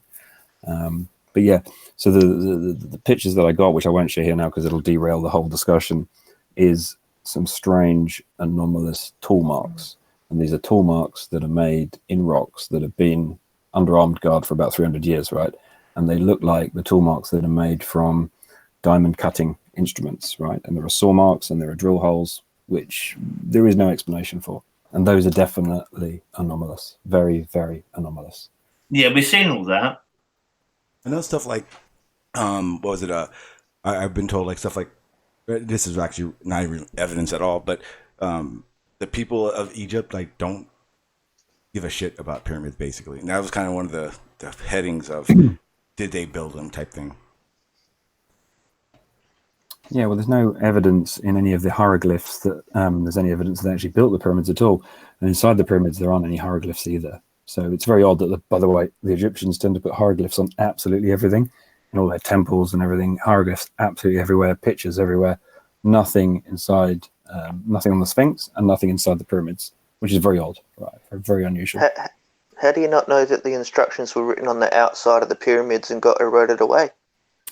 Could well have been. If you go to Egypt, as I say, it's it's an interesting. As I say, I should do a proper thing on it and show you some really good pictures, right? Which will be quite interesting. Yeah, like sort of granite it'd be good to see, TOADY. Yeah, I know. TOADY. There's also evidence that there were giants in them times. Oh, really? Yeah. Much taller than us. Yeah, I've heard there was less gravity around theory. I've heard dinosaurs built it theory. In fact, I've heard every theory, right? You know me, I'm pretty keen on evidence. I'm a big evidence guy, as you know. Yeah, so TOADY, any explanation as to the civilization prior to the Egyptian pharaohs and stuff, or is it just a lineage? So people haven't really got any ideas on that at all. It's all speculation, right? The idea that it could be, I don't know, some civilization came from Atlantis, it could be aliens, doesn't matter what you call it. I think that the point is that the Egyptian civilization, let me try and find an example. Hang on a sec. Let me just give me a sec. Hang on. Just give me a sec. I'm just going to find something. I'll show you one thing, and then you can explain it to me. Just hang on. Yeah, the Channel Ted done a video back in 2008 about evolution and about how we've changed from different species over the times. Who's And I talking believe right in Cyclops as well. Who's talking right now? Skyfly. Sky. It's only me, mate. Sorry. Well, I mean, who are you? What's your name? Brian. My name's Brian. Okay. Oh 'cause shit, we got two Brians. I read a sick ass book from James Dalward about evolution, but okay. I thought it was you at first because you talked the same. Okay, go ahead. Oh, RJ. Okay, hang on. I'm just sharing, so let me just find it. Yes. I don't want to dox myself. I just want to be a bit careful, so just hang on. You Just Oh, checking look, there's nothing. there's postcode there. Is it? No, I'm No, joking. not. Sorry, All right, Toad. good. Yeah, don't joke like that. I've done worse before. Right, let's have a look. Let's see what we can find in here. How do I get these up? Oh, look, you can Hang on see a the sec. camera. Yeah, Oh, yeah. yeah. Hold your horses, hold your horses. Right. Do something like that. There we go. Right. Okay. Let's get to a decent one. Okay, so there's a bunch of bowls here. Right. Here we go. So this bowl here is made out of. Oh, why is it moving? All right, this one will do. So this is made out. Oh, fucking hell. Hang on. Right. Do it automatically. Right. This one's made out of granite. Yeah. Okay. Yeah. This looks very, very perfect. It's weighted on the bottom. Can you see there's a curve on the bottom? It will actually stand up on a table. So it's perfectly cylindrical. And it's also, and they must have, I don't know, chiseled away this somehow. Remember, the only tools that they had to be able to make this, theoretically, they didn't have the lathe. Theoretically, they didn't have diamond cutting tools. They had the hardest metal they had was copper, yeah, or coppery bronze. And of course, they had flints and, I don't know, lumps of obsidian, right? But it'd be very, very difficult to carve and smooth this out. And then notice inside it's also perfectly carved out and it's perfectly weighted. But I'll go into some more. Here's another example, as you can see. Can you see the inside? It's all carved out perfectly inside. Again, perfectly cylindrical, perfectly polished. And then somehow they managed to turn it on, presumably a lathe of some sort, and then put these pieces. You know, you're not easily doing that by just scrape, scrape, scrape, or chiseling. That's something that's about 9 on Mohs hardness scale. You really need diamond to cut this stuff. Another example. These are all ancient Egyptian. These are not Ptolemaic period. These are ancient. Let's try and find some other really interesting ones. There we are. That's a good one. Yeah, that's the classic difficult, one. but not necessarily impossible. All right, bro. Hold up. Hold on. No, hang on. You threw me off. You're showing some pots. I thought you was gonna show some fucking extra. Hold on. You're showing some pots that the Aztecs made way before the Egyptians made. You're talking about some round pots. So Aztecs. The Aztecs made way before the Egyptians. No, these are potentially pre-dynastic. I'm so lost in what you're showing right now. You're showing pots that people cook with. So they don't cook with these. But what he's doing is he's showing that what it took to make those don't equate with the time periods tools that they had. Yeah, fucking right. Humans are beasts, especially old humans. Are you fucking kidding me? You're showing me. Oh my god, I don't mean to laugh, but you're showing me pots that the Aztecs made. Oh my gosh. Okay, my fault. Go ahead. Show your presentation. So these are nothing to do with the Aztecs. Okay. So these are pots. I know, but you're showing a pot. All right, I've got to go to bed in a sec, so I can dip out if you want, or I can talk keep if you want. Keep going. Hang on, Krazy. Let me go. No, so keep these are going. about 4,200 years old. Okay. They don't have metal tools or lathes to build these with. These are made out of granite, which is incredibly hard if you've ever tried to do anything with granite. And I have worked with granite. Not easy to work with. These are also hollowed out inside, okay? And then somehow they managed to put this electrum, this metal, onto the granite as well. Goodness knows how they did that. They don't actually know how that's done. But let's go to something more convincing then, okay? So we'll move away from parts and we'll go to tool marks, all right? Let's have a look for a good one. Actually, this is a nice one as well. Statue of Kefron, which we'll have a quick look at because this is pretty amazing. It's got some mistakes in it, I think, from memory. Okay, let's do that. What's that made of? Is that obsidian? Yeah, I think that's basalt, actually. So it's incredibly hard as well. But hang on, how do we... Hey, Tony, I have a question. When it comes to like the time periods and the tools and stuff, could it just be that because of our technology that we have now, our understanding of how it could be done would be different? Lots of people have thought about that. Like, could they have had an acid? But we've not found any acids that could erode. So the things I'm showing you are the really incredibly hard materials. If you look at this, and by the way, you'll get and see the reverse in the sec. Can you see there's a hawk on the back of it carved out? Yeah. So this is all again carved out without steel, without diamond, without any way to saw this block. Okay. And so, right now, hang on, I'll go to the smoking gun. So hang on, next bit here, which will convince you. So at the moment, you're thinking, oh yeah, he's showing me some stuff. It's old, but so what? Let's look at this. You're showing me like the shit I see at the Denver Museum. Yeah, calm down. Calm down. Please. Calm down. Please. Hang on, crazy. Hang on, crazy. Hang on. Just calm down and wait. All right, just takes a little bit of time. I just need to work out how to get these up. Hang on, that one and that one. No, okay. You can say calm down, crazy, but you're showing shit that anybody could do right now and back fucking 2,000 years ago. You're not showing anything different. This was supposed to be a fucking prove people to the flat Earth. You're showing shit like, is that your conspiracy? We're not talking to a flat earther. You're showing shit like crazy. This guy is really going to annoy me. These people crazy, back then couldn't fucking mold a fucking pot. Yeah. Okay. Let him just crazy. Let him get it out though. Let him finish everything. Remember, he's not a flat earther. Okay. He's just showing what he has. That's it. That's all he's doing. All right. Hey, Sean G, I'm sorry. It just sounds stupid though. Like really, he's showing some shit. But it's not. Like, look, that's your opinion. He's showing some shit. Like really. I know, but I'm interested, so I won't let him get through it. So I can hear Mr. Crazy. My fault, bro. Mr. Crazy. It'd be fantastic for you to explain how you can mold. He's showing a bowl. Mold a pot out of granite. I'd love you to show me how you could do that. In fact, I'd love you to show me a contemporary pot made out of granite that we could make now. Yeah, it's a little challenge. Just while you're quiet there, go and show me. I love it for you to show me knit my granny sweater. I guarantee you couldn't do it, but that doesn't mean it when you're showing some smooth rocks back in the day. Like fuck, I'm just dying right now. Sorry, I'm cracking the fuck up. You're showing some. You're showing some fucking.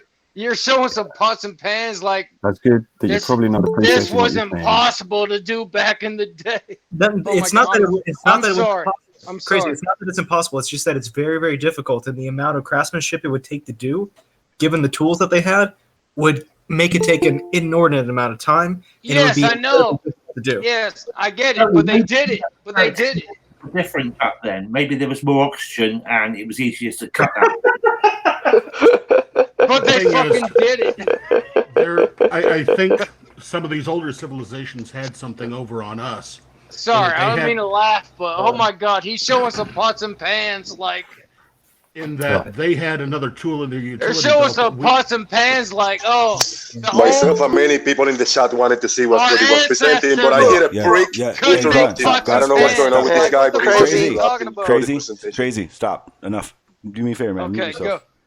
Would you like me to continue? Because I really want to go to bed. Yes, actually, I do. I apologize. Go ahead. Right. So what you're about to see, so I'll set your expectations, is this is a solid piece of granite. And what they did is they used to cut the top off the granite, and then they would create the lid, which is an inset lid, and they would also create the granite box. All right. Now, in this case, and by the way, it has to be, for some reason, but we don't know why, the two pieces have to be from the same piece of granite. So you can't cut your lid of granite from one piece of granite and get the box, as it were, from another bit. All right. Never. You never see that. Okay. Now, this example you're about to see, hang on, and I'll show it to you, and then you can all ask questions. This granite box is in the Cairo Museum. They hide it, and they put it away and hide it in the corner, okay? It's a granite box that's hollowed out, and then they've gone to cut the lid to make the lid, all right? This is, and you'll see the dimensions of it, it's a massive piece of granite. The way it's cut, we cannot even do it now, and you will see that they have used two wheels, presumably wheels, because you can see that it's circular, and you'll see the cuts on it. They've used two wheels to cut through the top of this granite. So imagine two massive diamond wheels, one above each other and one below. So they're slicing in two ways. Because the dimensions of this granite is so large, they can't even meet in the middle. So the two wheels don't meet in the middle. So they'd have to then do a third cut to separate the lid. I'll show you that. You can see it. You can see the dimensions of the wheel. I'll show you it all. And you can see they threw this away. right? This was junked, but I'll go for it slowly, okay? So where these people are here, if you can see my cursor, this is where the cut is, all right? So they've taken this bit of the box away because it was junked. This is where the cut is, and they were trying to cut the lid off, and we're getting closer to it.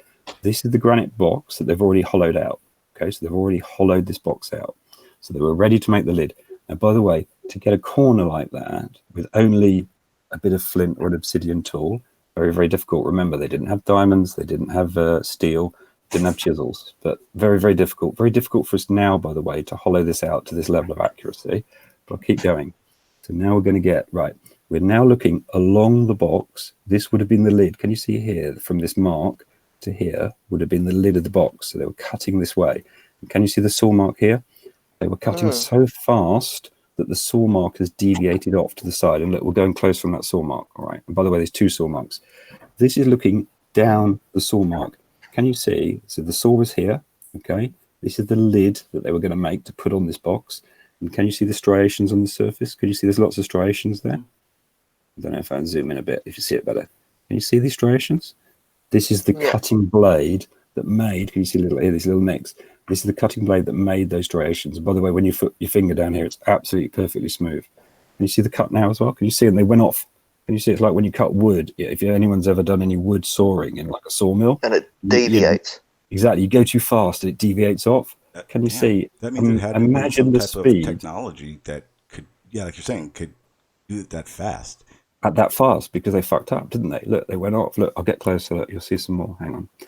Look, here you can see the size of the cut, right? By the way, this is about the height of a human. Yep. The one wheel came down here, one went here, but there's actually a little bit in the middle where it didn't meet. And we'll keep going, by the way. Almost where you would readjust your cutting spot. Yeah. Can you see here? Look, see? Exactly. And actually, when you actually look at this, they actually went in and then they backed off a bit. So you'll see in a sec. They actually cut in, then they backed the saw off, and then they started cutting in again. Yeah. And then they realized they'd screwed up. So hang on, let's zoom in on it. Yeah. All right. So this is the side of the lid. Can you see this is the lid? Can you see they've shaped the lid? So this would have been the lid had they kept it. So would it have been a sarcophagus? That's right. It would have been what we would call a sarcophagus, though. Yeah. So yeah, can you see? So, and it's always made from one piece. So they would have cut this lid off, and then it would have been the lid. And over here is where the opening is. Gone on the other side. Exactly. And they always did it from the same piece, which is fascinating how they did that. What do they say? How do they say they did it now? Or how are you they couldn't do it now. So the only way that you could cut this granite now, there's two ways you could do it, right? One is you could use a jet of water and cut it very slowly. Yep. So high pressure water can do it. The other way is they just don't know. You could use some kind of diamond saw, but we can't cut really big blocks like this even now. Yeah, not a block of granite like this. Can you see the saw? The diamond blades go. What do you call it? Okay, with wires, not real easy. Yeah. And if you look at this, can you see the angle it's gone at? And can you see there's also a curve in there? I've got some other better examples of curves, which I'll show you later, right? So I know the whatever Crazy 8 was laughing, but this stuff is not easy to explain even now conventionally. Yeah, we could not create this now. Yeah, or not easily. I'm sure we could. I would have to come up with a different way of cutting it. But how the hell were they doing it back then? Yeah, that's how we do it now. Well, that size of granite is pretty big, right? I'll go back and show some other stuff. We cut the pedestal off of ID fan about 3 years ago, and that damn thing was 20 feet square, and we cut it. That was reinforced concrete. Okay, let's go and look at this. It's no problem to do that. Yeah, but granite's harder than concrete. Yeah, exactly. And also, okay, so let's put it this way: not easy to do. And how would they necessarily have done it then? Yeah. So, they must have had either a technique we don't know about, materials or tools we don't know. Let me just show you some more. Hang on, very quickly. I think they may have had with the cut you showed us. That if it was that slow as we think it was, there would have been no reason to go so far, so deep, and then come back. So what we'll get onto is there's this very famous and very debated core sample, which I'm trying to find here, where they drill into a core in the rock, and you can actually count the revolutions of the speed, and the speed it was drilling into the rock was some ridiculous speed. But let me just try and find it's outside. I want outside basalt pavement. There we go. That's what I want. Let's have a look at this. Okay, I don't know what pictures are going to come up here. So hang on, let me just Control A it again. Yeah, this could be what I want. Let's see if that works right. So that's obviously the outside of the pyramid. This is where Mahashif went and blew his way in so he could actually get into it because they couldn't find the entrance. Yeah, I remember him. Yeah. So here's the size of the blocks over here. Yeah, pretty big blocks. It looks pretty rough, doesn't it? And by the way, they pee up against all this stuff. Okay, let me try and find some saw marks that are quite good. Right, here we go. Here's some saw marks. See this saw mark? These are in limestone, so a little bit softer, not basalt. Yeah, but as you can see, these are very, very clear saw marks. But, you know, perhaps expect. But look, you see these? Now, these have been here for at least 300 years. So no one's been up to the pyramids in recent times with a saw and taken it to any of these rocks, because obviously it's a patrolled ancient monument. So no one's gone up here and thought, well, I'll just go and saw into it. So, you know, these are contemporary. And again, they don't know how they're done. Right? Actually, I saw a documentary not long ago on cutting techniques to cut basically limestone and that type of material for the outside. And they showed that using sand along with their primitive saw blades actually sped up the time by something like 200%. Yeah. All right, no, So he's being nice. You've been full of shit this whole presentation. Hey, crazy, stop. There's no fucking crazy, stop. Crap. No reason for it at all. I'll show you how to cut fucking rock. You've been full of shit this whole presentation. Okay, crazy.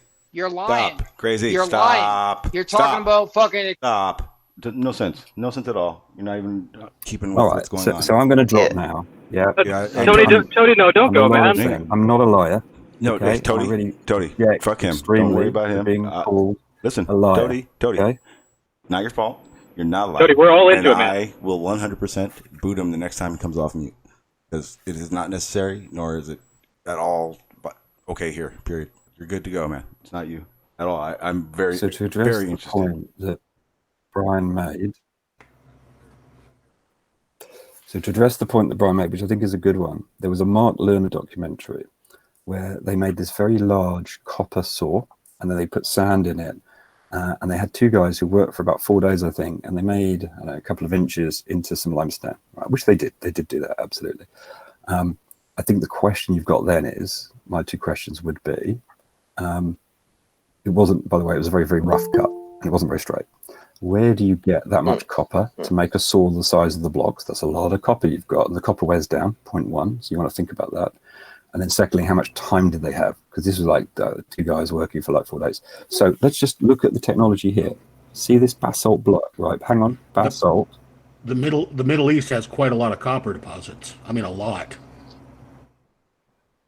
I think you need a lot of copper, but hang on, let's not try and debunk it. Let's look at the evidence first, and then we can come up with all sorts of theories, right? I'm just trying to give you some of the best bits. There's a lot of it, okay? This is a basalt block, 4,200 years old. Look at the straightness on it, and I'll show you some other straightness in a sec. So they had to cut this. That is Mohs scale of hardness number 9. Blue says he can cut some stuff quite rightly with high pressure water. You can. Did they have high pressure water to cut this? Because look at the straightness of that, right? Look at it. It's absolutely incredibly straight. But we'll keep going. I'll show you some more, and then you can come up with the ideas. This is an idea of how straight these blocks are. They are really incredibly straight. Okay. And by the way, you are talking to a skeptic, as you know. I'm very skeptical about things. I don't take easy explanations. By the way, I don't have any explanations for this. Okay, here's another interesting bit where they've got this funny kind of way of drilling down, and then they actually drill it out here. Can you see where they've snapped it here? Because they've obviously cut into it and then snapped it. Again, there's no explanation for this. How have they cut into here and then snapped this piece? And these, by the way, are lying all around the place. Yeah, no one really comments on them. Here's this strange square thing. So they had some way of making these square holes, which, again, no one really understands how they make square holes. What are we looking at here? Here we are. Can you see the saw marks where they've cut, and cut again? Can you see these saw marks? This is in basalt. Can you see the lines there, the striations again? Probably made by like a, I don't know, diamond in steel tool of some sort. Can you see where they've cut and then they've backed off a bit? They cut here and then they've cut and then cut here. Can you see they've done 3 cuts? Can you see that? Like they've cut. There's a line here, then a line here. Yeah. What's with the different looking material further up? Zoom out. So north of the picture, see how it changes in color. Some kind of weather and erosion, and for some reason, this is probably the natural rock, and then this is where these cuts have been made. By the way, these are quite hard to find out, to hunt around to find these. Not every rock has got these kind of cuts on it. I presume it's some kind of erosion, yeah. can't think of any other explanation for it. And here I've zoomed in them. But let's keep going, right? This has been straight. And again, you can see the different erosion you talked about, whereas this is much, much smoother, very smooth to the touch, by the way. And again, this bit, they've cut in here, then someone's cut a line there with the saw and then a line there. They've obviously snapped the corner of this off, right? And again, the odd thing here is all over Egypt, you see this reuse of materials. This would imply to me, I'm not saying it is, but it would imply to me that you've got a bit of basalt here that someone laid down, and then some other bugger came along with a bloody saw that could saw through it and sawed this and took a lump to use for something else. Do you see what I mean? It doesn't look finished, right? Honestly, you know, there's some real enormous stuff. Let's keep going. That was for scale. Let's see where we go. Yeah. And this is in basalt. Remember, this is not a soft rock, right? This is not mud rock or something. This is not even limestone. This is basalt. You're looking at black basalt. So again, that's the bottom of a drill core. Here's the basalt pavement, and you can see. And again, they do this crazy thing. They don't use square blocks like we would. All the blocks are slightly different in slightly different sizes. There again, another sharp face that's been put on the rock. Again, another smart face. Okay, again.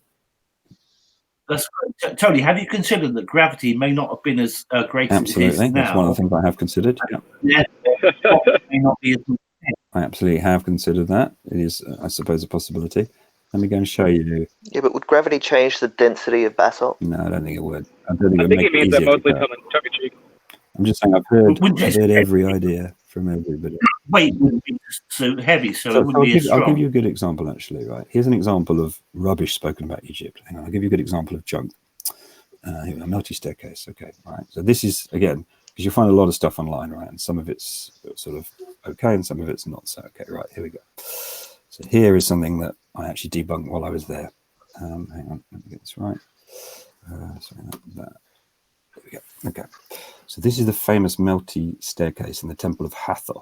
Okay. And they call it the Melty staircase. I'm trying to find one. Because these are your pictures? These are my pictures. You'll see loads of videos online about this. That's awesome. So this is the Melty staircase. Now, normally you don't see it so well lit, but I took a very, very strong torch with me because I knew I was going here, and I had some questions about it. So the claim is this, normally made by these like flat earthers, right? The claim is that some strange acid came in and melted all of this. That's one claim. What was the other claim? Oh, the other claim is that some laser beam melted all these together. Now, if you look at it, it does look, I'll go through some more things. It does look a bit like it's sort of melted. Now, let me find, hold on. Don't laugh just yet. And you will find videos that say that, by the way. There we go. Right. See, so it does look a bit odd, doesn't it? It looks like it's sort of, can you see what I mean? It does look like the steps sort of melted together. Okay, right? Did everyone just... Yeah. Oh, is everyone here? It could have been sorry, everything just went pause. I was just checking. Go ahead, sorry. So the problem is that it very much depends on where you look from. So they claim that this was either whatever this super acid the Egyptians had that they used for unknown reason, or it was this laser beam. Okay. And what you actually find, and I'll see if I can find the shot of the video here, is if you get down on ground level, what you realize is this. These are not individual steps. These are actually one large block. So actually, this is all the same bit of rock material. Yeah, exactly. Yeah. So what actually happens is thousands and thousands of people clearly over the years came up here. And what you actually notice also is you go down the steps and you'll see in the sequence that it actually slightly goes out to the left and the right, naturally where people walk up and down.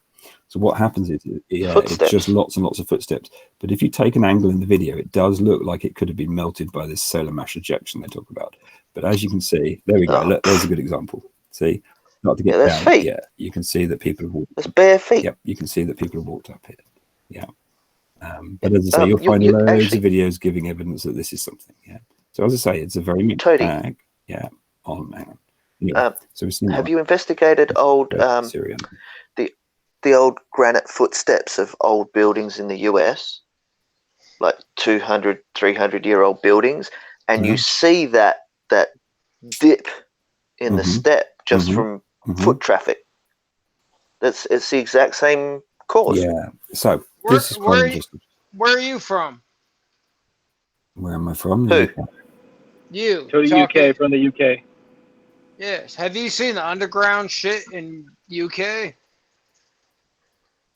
That was way more interesting than the pyramid shit he just showed us. No. Right. Stop, man. So have you been there? Let me see. 80. Present the stuff that you saw underground when you went there, please. Crazy 80. Let me take a little look. Jose JG Gonzalez. Boom. All right, so this is the final bit I do because I really got to go to bed. Yeah, and should all be on Jose's show, but the trouble is I haven't put it together very well, and I'll get crazy 8 kind of comments that kind of. Anyway, so again, I'm not making any claims for this stuff. All right, so a couple of things you want to point out here. All right, this is called the Assyrian. It was only discovered, let me get it right, about 200 years ago. All right, so it's relatively fresh and new. Okay.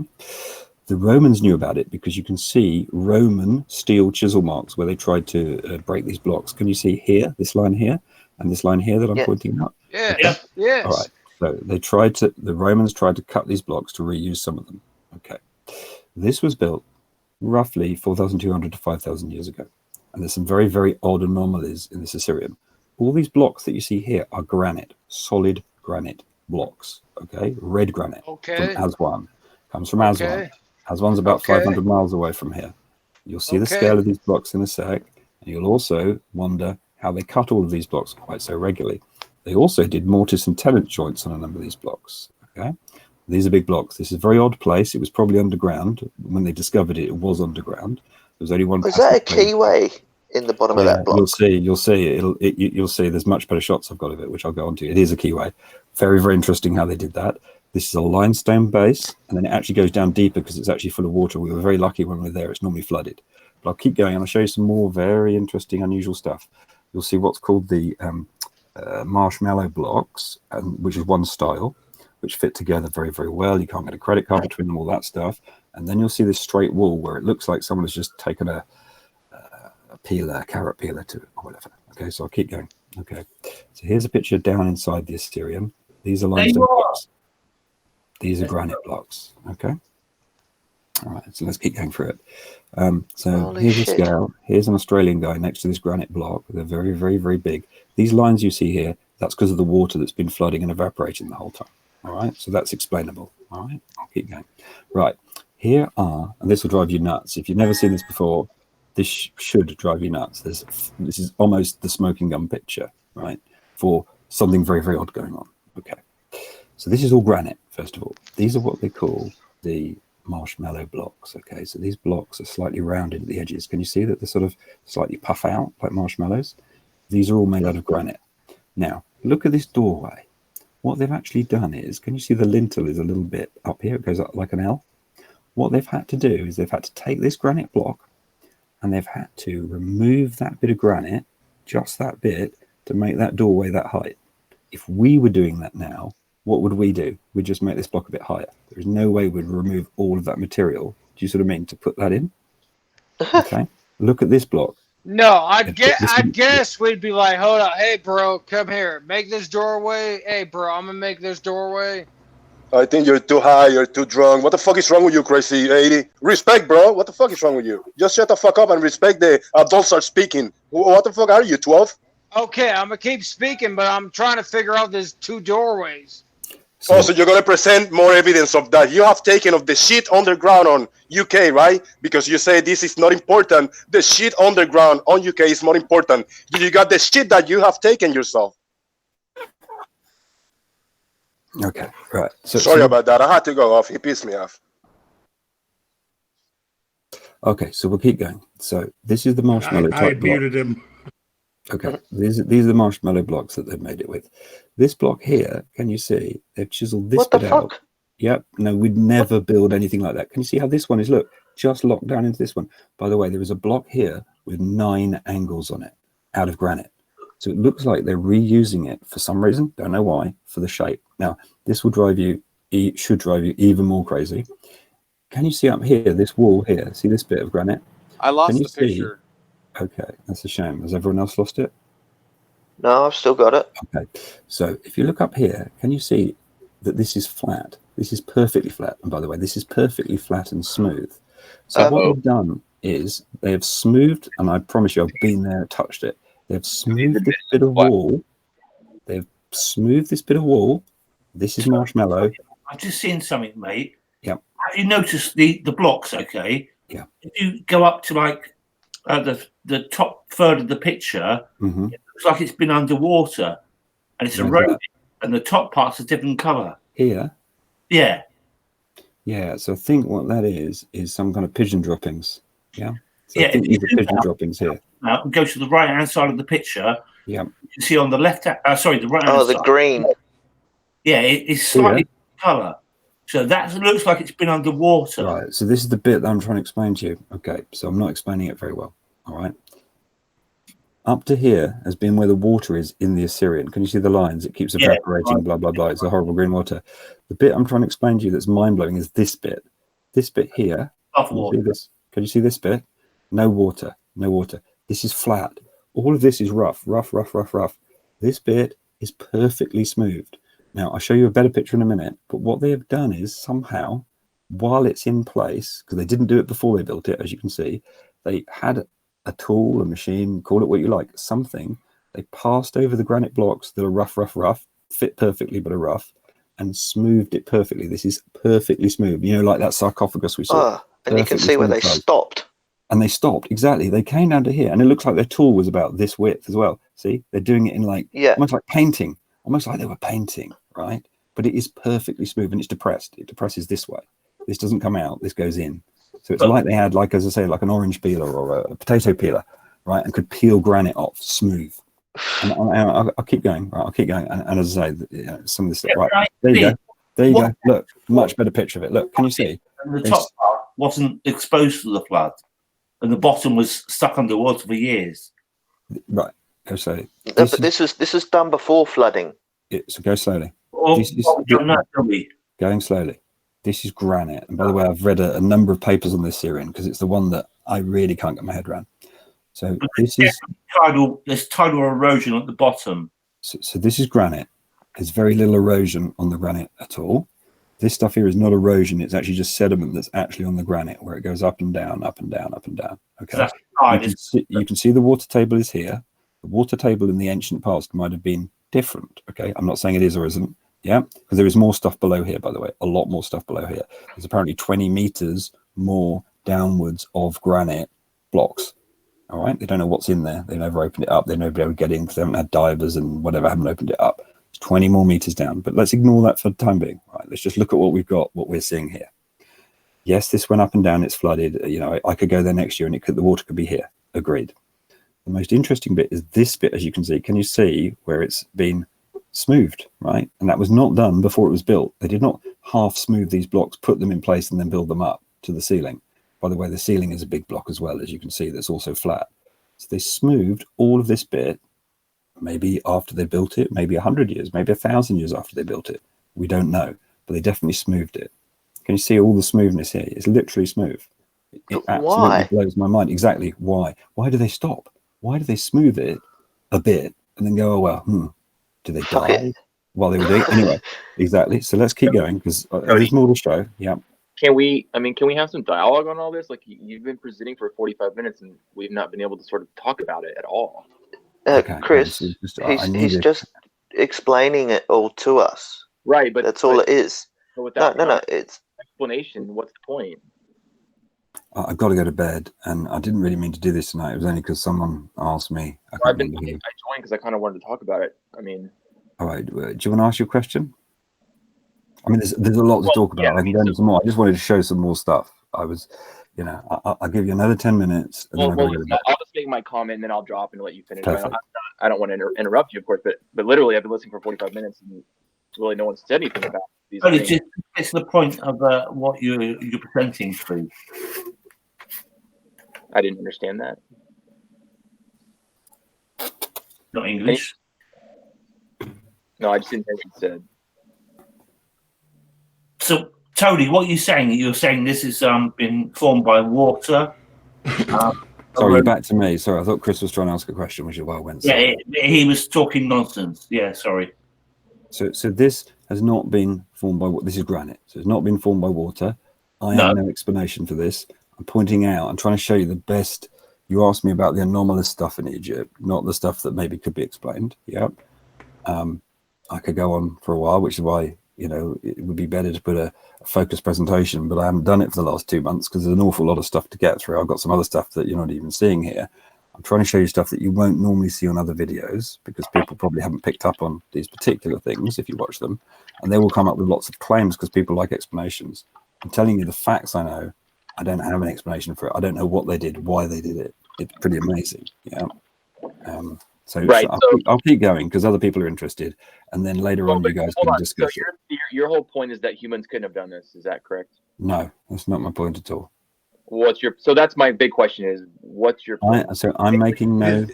His point is that these are strange things. That's it. Exactly. These are strange things. These are anomalous. They'd be very difficult to do today with our level of technology. I certainly don't think the conventional understanding of what the Egyptians were like explains how they made these things, because these are incredibly hard stones. If anyone's ever worked with granite or basalt, you would know that copper tools can't create them into these shapes. So therefore, there is some other thing at work, and I make no claims as to what that is. I have no explanations here. I have some interesting ideas, and I've got some more evidence because I've taken samples of the various rocks and I've put them through some labs and got some pictures of that as well. Yeah, you know what I'm like. I'm quite thorough about this stuff. I'm trying to show you the interesting. Sorry, really quick, a quick point. Think about these structures and pyramids like they are the sun, the moon, and the stars, and you are giving an explanation on how are they made and form and all this stuff. But when you take a closer look, you say like, I'm not sure about this. Can you put that in that point of view, in that analogy, and think a little bit on put yourself on the flattered skin, under the flatter skin and mentality, because that's how they think. They say we are given an explanation of a lot of things, but I'm not sure if I'm going to believe it because it could have been something else. Like you're looking at these structures, there are explanations that they say how it's done, but you seeing it yourself, you question it. That's good. So here's another good example. Here's a piece of rose granite. You can see how massive it is. It's as massive as the other blocks. Can you see that someone has cut it to here, and then look what they've done? They've snapped it, right? Crazy. Can you see it snapped here? Can you see the line? Can you see the line here? And can you see that they've cut it? Look, this has been cut, smooth, smooth, smooth. They got to here and they thought, oh, last bit, we'll just crack it along the edge. Why? Yeah, but look at the cut lines. The cut lines look like they've gone down it, but not across it. Yeah, and can you see there's a sort of striation this way as well? Can you see there's some striations this way? Can you see? Yeah. These ones? It's very odd. By the way, look closely at it. Top piece extended out further in the past, but it broke off. And then broke off. I agree. That is also another possibility. I agree. It could have come out quite a long way and then snapped off. Yeah. Anyway, I'll try and go quickly because some of the time I can do this properly. Here's another block. Can you see how they've set it in? Can you see? It's another one of these weird blocks where they cut it. In no way would we build anything like that, would we? Right. One observation on that. Not explanation. One idea I've got is. By the way, they do it around the corner as well. I'll show you some more later. The interesting thing is they're trying to preserve as much of the material as possible. So the one thing you see is they're trying to preserve material. By the way, you also see these odd marks here, okay? Like they're doing with the coffin, yeah?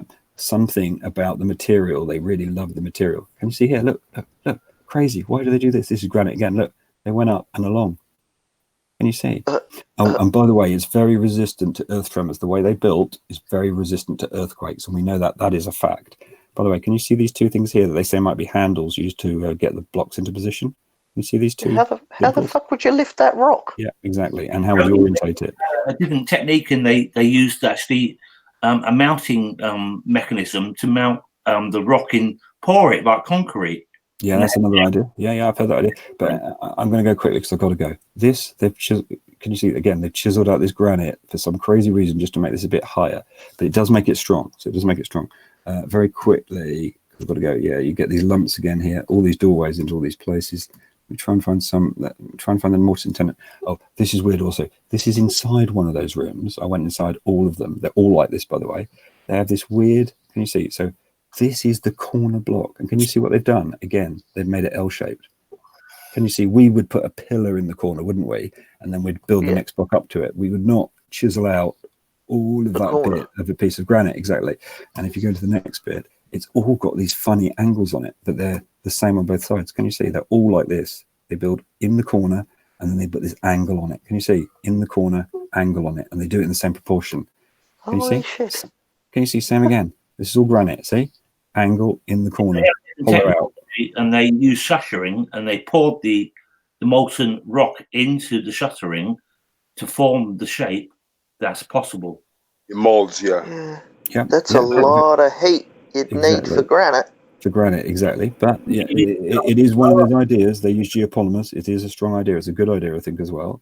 By the way, this is granite again. Look how smooth it is.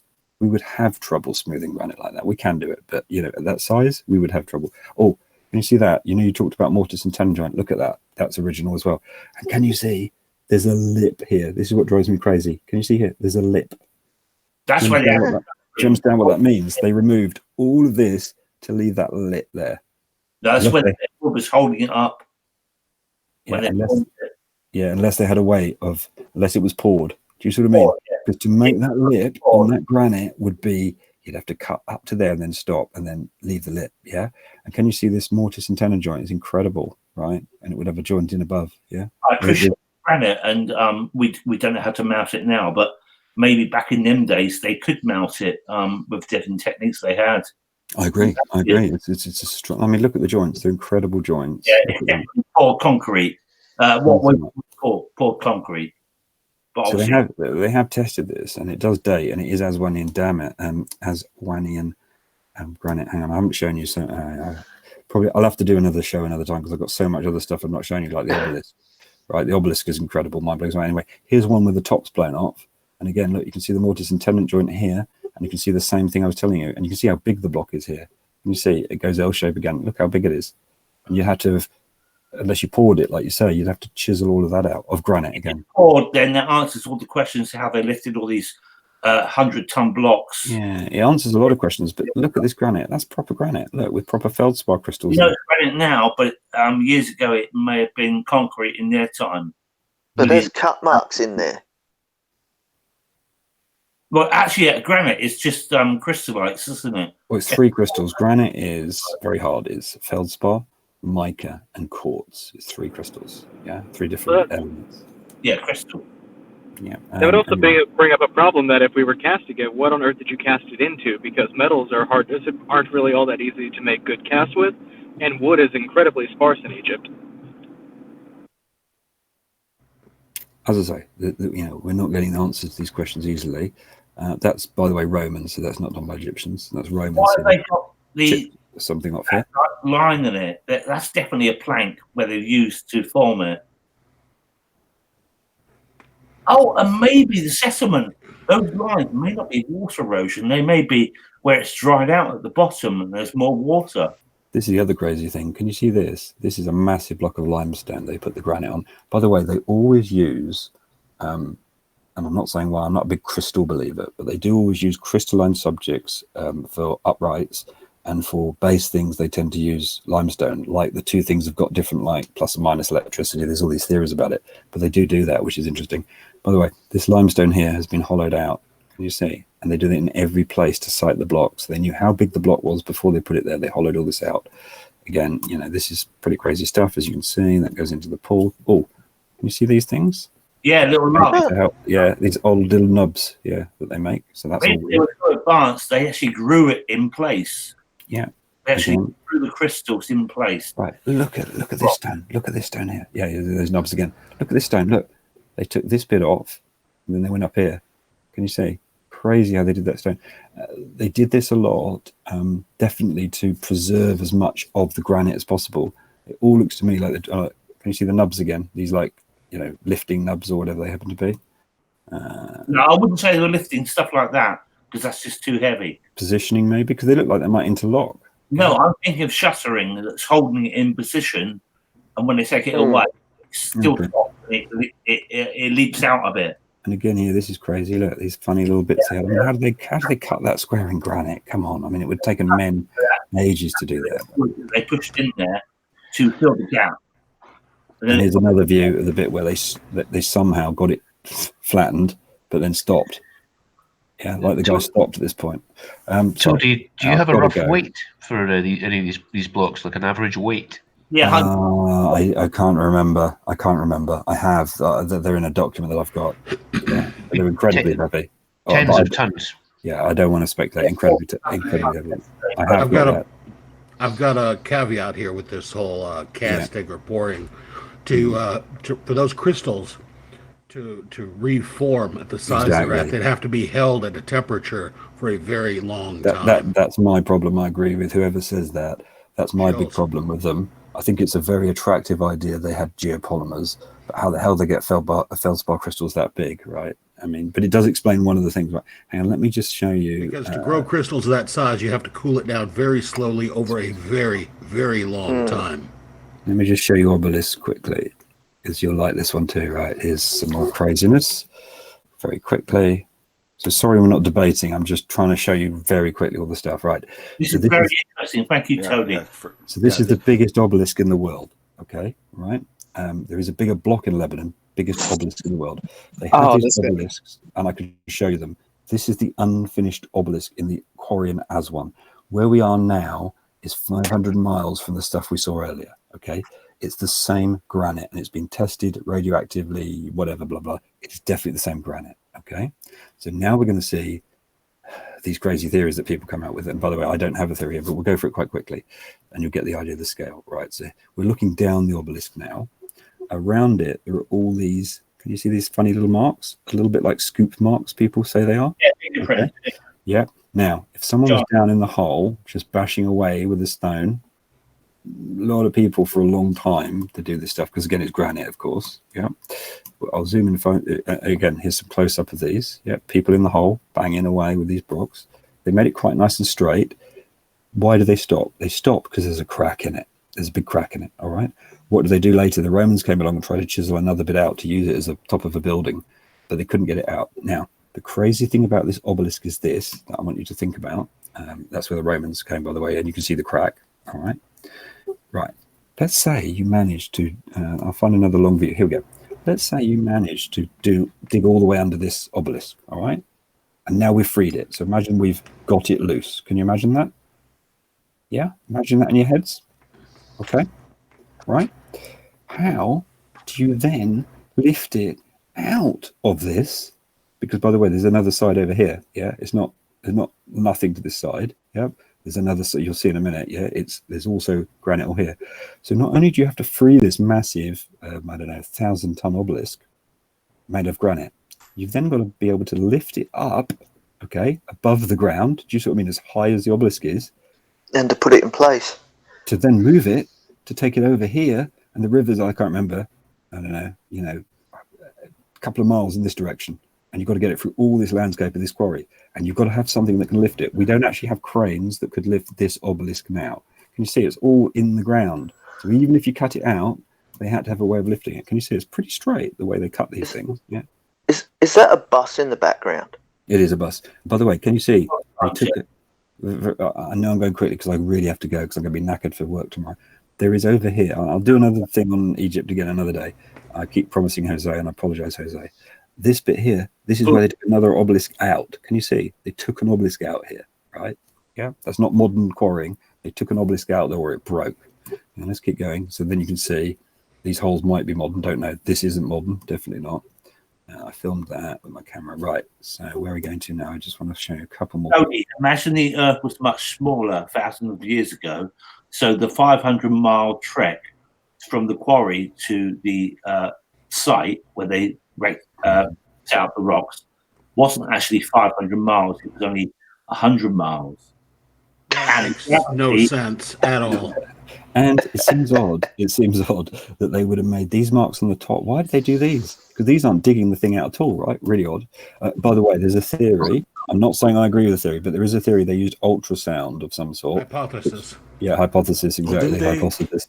Didn't for a long time ultrasound that's scooping this out. Didn't for a long time they think that they diverted a lot of the rivers throughout the thousands of years. Yeah, hang on. Let me just show you the end. Oh, right. Now you're seeing down the obelisk. Shit. Can you see how big it is? It is absolutely fucking massive. Right, I don't want to swear because there's kids in bed and stuff. It is huge. Can you see they did a really good job? Can you imagine how pissed off they were when they found the crack? Right. Hang on. Let me show you some more. You can see it's very straight, right? It's really good straight work, right? Let's keep going. Can you see how straight it is? So these guys, just using a basalt rock, I've got a picture of one of the rocks in a sec, yeah, bashed all this out, supposedly. I find that hard to believe. Let's keep going, and I'll show you where I go into it. Keep going, lots of pictures. And these guys keep referring to, are they cavemen? Hell no. Exactly. What What kind of guys are they? Years beyond that. Here's an interesting one. Now, they believe they did this to test the quality of the granite. This is All just the a way hole, through. right, which a man could get in. It's just surprisingly square. So why would you dig a square hole? Anyway, pretty difficult to do, but they did that to test it. Let me get into... Very hot there, obviously. But there's various bits of stuff lying around this quarry, because this is where most of the granite came that you've seen, by the way. Just want to get into the one where we get into the hole. There's another test hole. Yes, that's crazy because that test hole seemed very clean. Yeah, When here you we go. dig Yeah, a it test did, hole, exactly. yeah. When you look Yeah. at this, like I've done potholes for like gas lines or just to like exactly what you said to see what sediment layers are down below or what the level is, and they're rough. They're not clean like that. Or Exactly, they it was wouldn't clean. be It takes a lot of effort to make it clean. Yeah. You're just digging a hole to test it. You don't need to make the sides together. Right here, this is the kind of basalt rock that they claim they crack this granite away with. Can you see the granite? It's beautiful rose granite. Yeah, I've got It some may samples. not have been granite back then. It may have been a soft. Could well have been. Yeah, and then it hardened up into granite. Anyway, so they're bashing away, doing all this. Keep going, and look. Can you see on this one how close they got to getting all the way through? Can you see? Yeah. And so I think there's some pictures of me going there. Look, there's a human for scale, as you can see. Yeah, and they nearly got all the way around it. Not quite. It could be in the softer sand on the beach that we know today. Could be. Yeah. And maybe it was paper mache too. Yeah. Let's just see if we've got any more. Look, there's a panoramic of it. This is taken with a different camera, obviously. I'm just seeing what we got. Yeah. So anyway, that is the selfie with the granite. Now I know what TOADY looks like. Oh, you knew anyway. I was appear on videos all the time. Yeah, I know. I don't try and keep my identity. There we are. These are the rocks that supposedly they bashed it with, which is a load of rubbish. What else have I got to show you? I've probably got let's go and see. Have I got Karnak? Here we go. Let's have a look at Karnak. Finally, we'll just do Karnak Wars obelisk. There we go. Yeah, right. So this is the singing obelisk. Control A. Do that. There we go. So this is the singing obelisk, which they won't let you touch anymore. You used to be able to hit the end of it. Can you see here on the very spine of the obelisk? And it used to make this really strange noise all the way through it. And this is obviously part of a broken one. So let's dip out of that, which is really interesting. And we didn't get a chance to hit it though, because they wouldn't let us hit it. And again, you can see how the carving on it is really quite amazing. Again, how do they carve such things? I'm rushing now. Let's go and look at one obelisk in place. Obelisk standing. Here we go. Let's have a quick look. Do some control A on this. Let's have a quick look at the obelisk standing. Yeah, they carved a lot of this stuff. As you see, they carved virtually everything. I can read that. That says "Get to fork." Get to fork. And look at the size of it. Absolutely stunning. So you can see that they really did knock these things down, somehow move them. Look, carved right into it. Very neatly carved as well, as you can see. Again, just with these tools that didn't have any steel. You know, quite surprising. What else have I got? There's loads. I better go back. You can see how big it is. You can see how big it is. It's just massive. Yeah, just absolutely stunning. Phallic.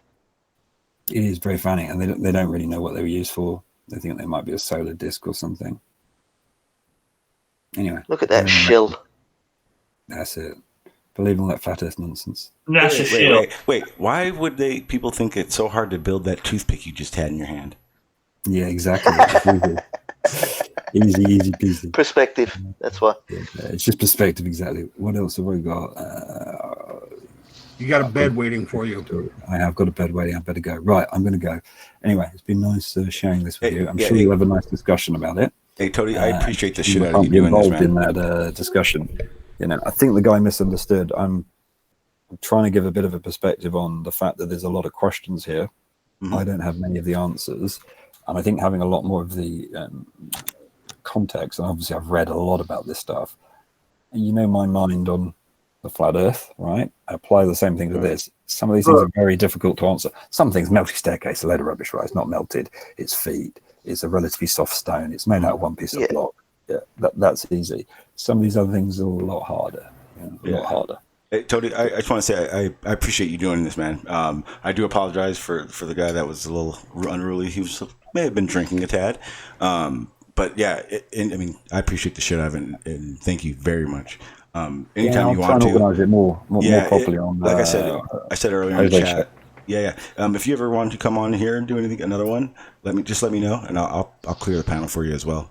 But I would appreciate it. I think Jose wants it. I think Jose. Exactly. Jose no. I still owe him one. No, yeah, time out. Because check this out. Jose gets presentations all the time, so fuck Jose. Come do it here. I've done 2 of these gorilla ones. I've done 2 of these gorilla ones before. I want to kind of do a proper one, do it justice, because there's obviously a lot to see there. And it is hard to go through it and just download it, because then people have got loads of questions, and the trouble is I don't think there's a lot of answers. So anyway, I need to have. Well, just know I can present. I can have you present it, and it'd be better than on Jose's. No. Well, I'll do Jose, he's a lightweight. Don't worry, Jose. He's a lightweight, and I feel that I could. I'm just go ahead and run and start stealing all his presentations. In defense of alcohol, I want to say I've been drinking all day, and I wasn't acting like that. Some people can handle it.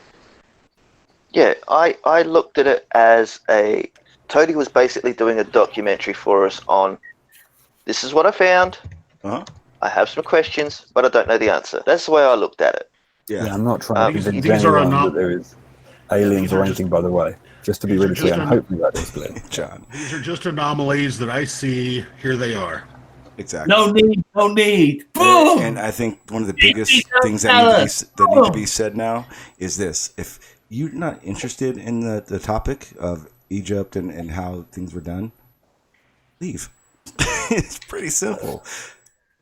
Yeah, I think there's some unusual pictures there, and it would be good to show all the other stuff I've got, because there's quite a lot. And what I did in going through all of Egypt is, you haven't seen all the samples I got. So I keep saying, I think they had, I don't know, diamond steel saws or whatever to do those cuts that we saw. In one area, I went into this place called the Serapeum, and then I took some, illegally I think actually, because you're not allowed to take samples, some magnets along, got some samples, and there is definitely steel in there, quite a high amount of steel, which I can show you. I've got shots from the lab of that. So there's some other interesting stuff that I came across, right? Because as I say, I spent 2 weeks knowing what I was looking at, because obviously I'd watched a lot before I went there.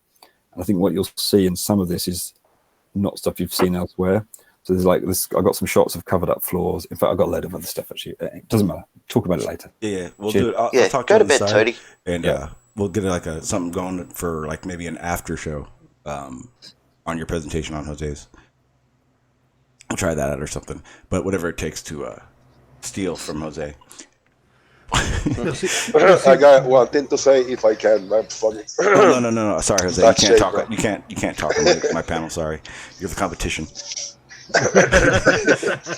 If you come in really hot to a group discussion, if you have a different opinion, please be mellow, be humble, and don't come in hot calling people liar or you're full of shit of this, because there's something in the vibe that is gonna get stirred up around and it's gonna become a big mess.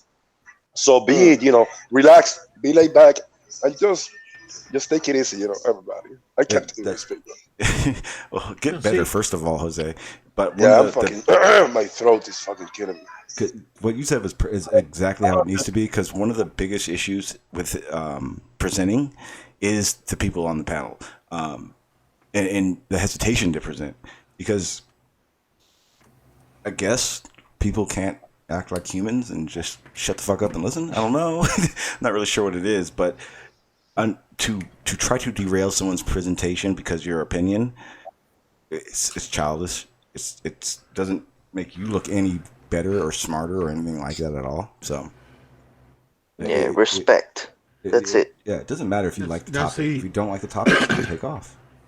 My opinion is there's one tool that they had in their proverbial tool belt that we've lost over the years, and that's patience. Being able to go in there and work on stone for a long period of time to get the results that you want. Maybe they didn't have those steel tools. They had to use copper or whatever, and it took more time, but they were willing to put in that time. My question to all that would be like, or the comment would be more, what if they did have more advanced technology than we understand that they had? Or their method of doing something was different because of what they had versus what we know they had. I've heard a lot of people say things like, well, the idea is that we couldn't build pyramids, and they're misconstruing the comment or the quote. The thing is we can build the hell out of some pyramids. I'm telling you right now, we could build 1,000 pyramids in less than a year. Easy. because we have the technology to do it. What's that quote of "we can't make them" is we don't know exactly how they did it. We don't know exactly how they were able to do it in that time scale. That's the quote. It was different times, and it was different conditions, and we're comparing it to conditions that we experience now. And that fact that they don't have cranes and laser cutters now does not mean that they didn't have a form of technology that was far better than what we think they did. It's different in the past, and they didn't need to have what we would consider what we need now to do what they did. And that's also goes along with like astronomers. Think about it. 1,000 years ago, they didn't have city lights to stop them from seeing different things. They probably were able to see a lot more than we can see now. Yeah, well, we've only had telescopes for like 400 years. Hey, Sean, it's Aaron. What's up, Aaron? Comment on TOADY's presentation. It was good. Yeah, I think you did a good job. And I just, if you think about it, like if you had the metal technology to build saws to cut stone, and yet to move that stone, you had to cut down trees as rollers, and you realized how much easier it is to use wood. I wonder why they wouldn't have just used wood. They believe they may have. See, that's the thing. The problem is back then there wasn't a video camera. There wasn't someone throwing out had an instruction manual to give us down the road. So there are paintings of them using sledges to move large stones, and in one of the pictures it showed people standing in front of the sledges or between the sledges and those pouring something out of a jar. Well, they found since they initially saw this that if you poured water onto the surfaces you're dragging the sledge across, it made it easier to drag that sledge. Yeah, but it'd be way easier to drag a piece of wood and build a structure, kind of like we do today, I guess, is all my point is. But Aaron, they built those structures to last forever. And that's kind of the point. I get it. But Aaron, that was the point I was that was the point I was making. What you just said. You said how we think they made them. It's exactly what it is. Nobody that depicts on what they did was there, so we can only give you an idea of how we think in the evidence we see of how they did it. But the realization is we're still thinking in today's times how it would be done. Yeah, He's trying to make a record. He's going to try and he's making a car. He's been doing it for over 10 years to go over 1,000 miles an hour in Nevada when he takes it there to do the test. Now, my point is, I don't think he's going to make it go that fast. My personal preference would be to build a vacuum tube that's 25 miles long and then run a vehicle in that vacuum tube so you don't have the resistance of air to make it go that speed. That's an Elon Musk idea. Why are you copying him? Just different things. The hypertube. No, right? the idea is a lot older than Elon Musk. It was like back in the turn of the century. You're right. But yeah, Sean, I've been to the pyramids actually and seen the stones, but at that time I wasn't even thinking, as I am today, or I haven't listened to you guys. That must have been a wonderful time. It was great, actually. When I first went to the pyramids, I was thinking, that's a camel. I've never seen one before. What's that? Say again? When I went to the pyramids, I saw a camel, and I got to ride on it, and I've never seen one before, and that was new to me. You don't just see a camel; you get forced on top of it for $25, and you get your picture taken with the goddamn pyramid behind you, and it's just a rip-off. And then they move you straight over to the Sphinx and be like, "Oh yeah, there's the Sphinx," and then you move on. Wait, which camel are you? No, okay, not camels. My bad.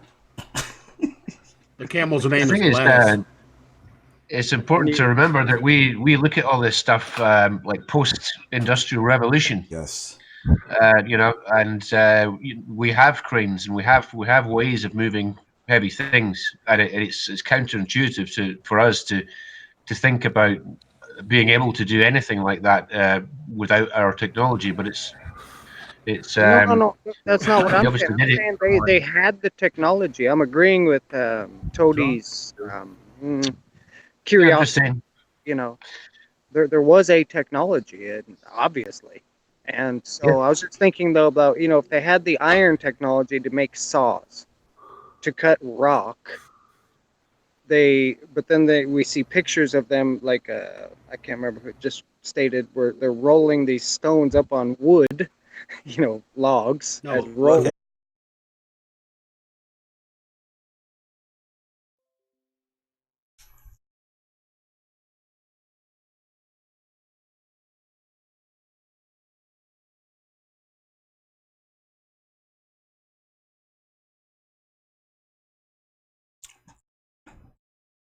Oh, I did not go to Washan. But my mom did. Yeah. You ever get a chance to go back? Absolutely climb that. That was, without a doubt, one of the coolest things I've ever been. I got to all 5 peaks. Yeah, I've seen pictures from there, but I did not go. Yeah, I should have, but at the time I was kind of homesick, you know. I was like, man, fuck China, everything's backwards. And then, you know, there's this opportunity to go, and I was like, I don't feel like fucking hiking. God damn it. So I did not go, but I should have. Absolutely.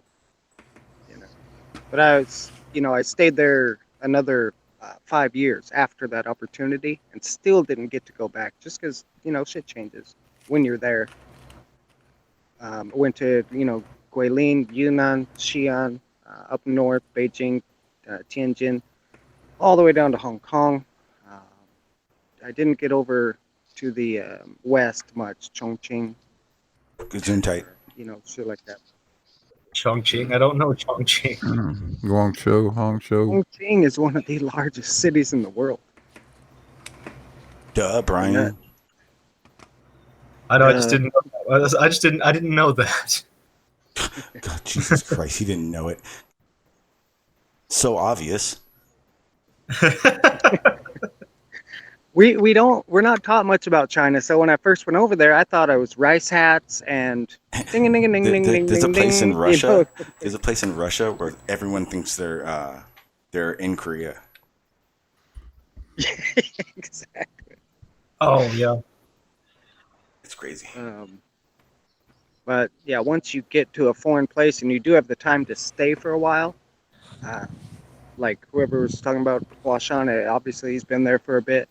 I was there for almost 5 months. Yeah, it's cool, man. Just a different experience, you know. Food, culture, language, money, law, people, all that. Hookers, midgets. Now you're just talking Vegas. What do you guys? They're talking about leaving the country. I'll tell you this though, I absolutely despise Beijing. I would go back to Hong Kong any day of the week though. I had a really good time in Hong Kong. I'll watch that shit on TV. I'm not going anywhere. I'm staying home. Yeah, China's dissolving Hong Kong's borders right now. Anyway, I'd go to Australia. That's about it. Yeah, come here, Sean. Come to Australia, mate. You'll love it. They'll introduce you to big old spiders and venomous ass snakes. Oh no! They don't fucking touch you. Yeah, they don't touch you. They don't have hands. And the infamous funnel web koalas. Yeah, the funnel web koalas. Man, I'm not going to Australia to get an STD. Fuck that. What were you doing in China, Brian?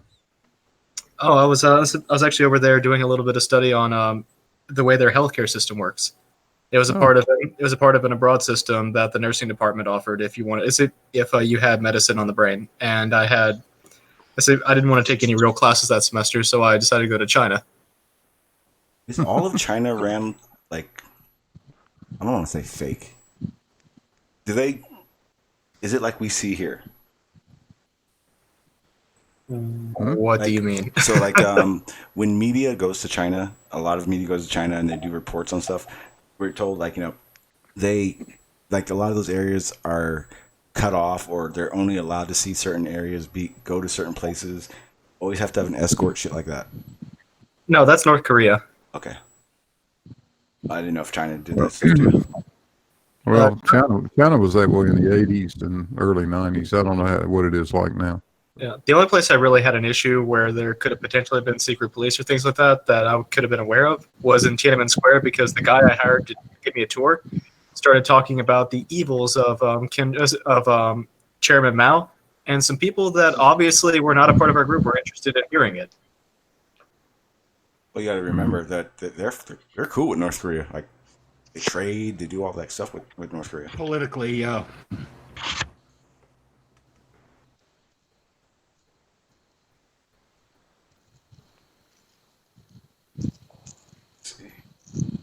All right, hang on, guys. I'm gonna know in about 2 seconds if I'm gonna have to be ended or not. Give me a second. Is that my service roboting, or is everybody roboting? No, it's by me.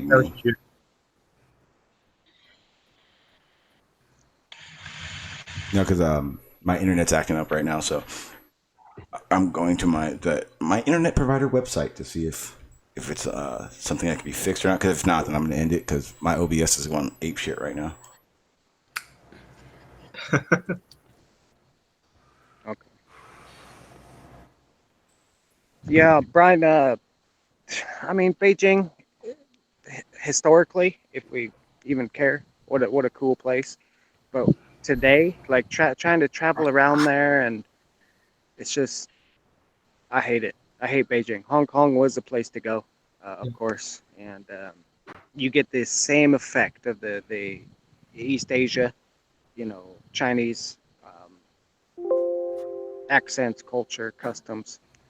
But Beijing just seemed pretty hardcore. Not military police wise, but just order. There's gates everywhere. Like you can't just walk wherever you want. There's all those gates along the sidewalks. You got to follow all these gates. You can't say certain things, out loud without getting yelled at by the Chinese people. But shit. At least I saw it, I guess. I went there and saw it.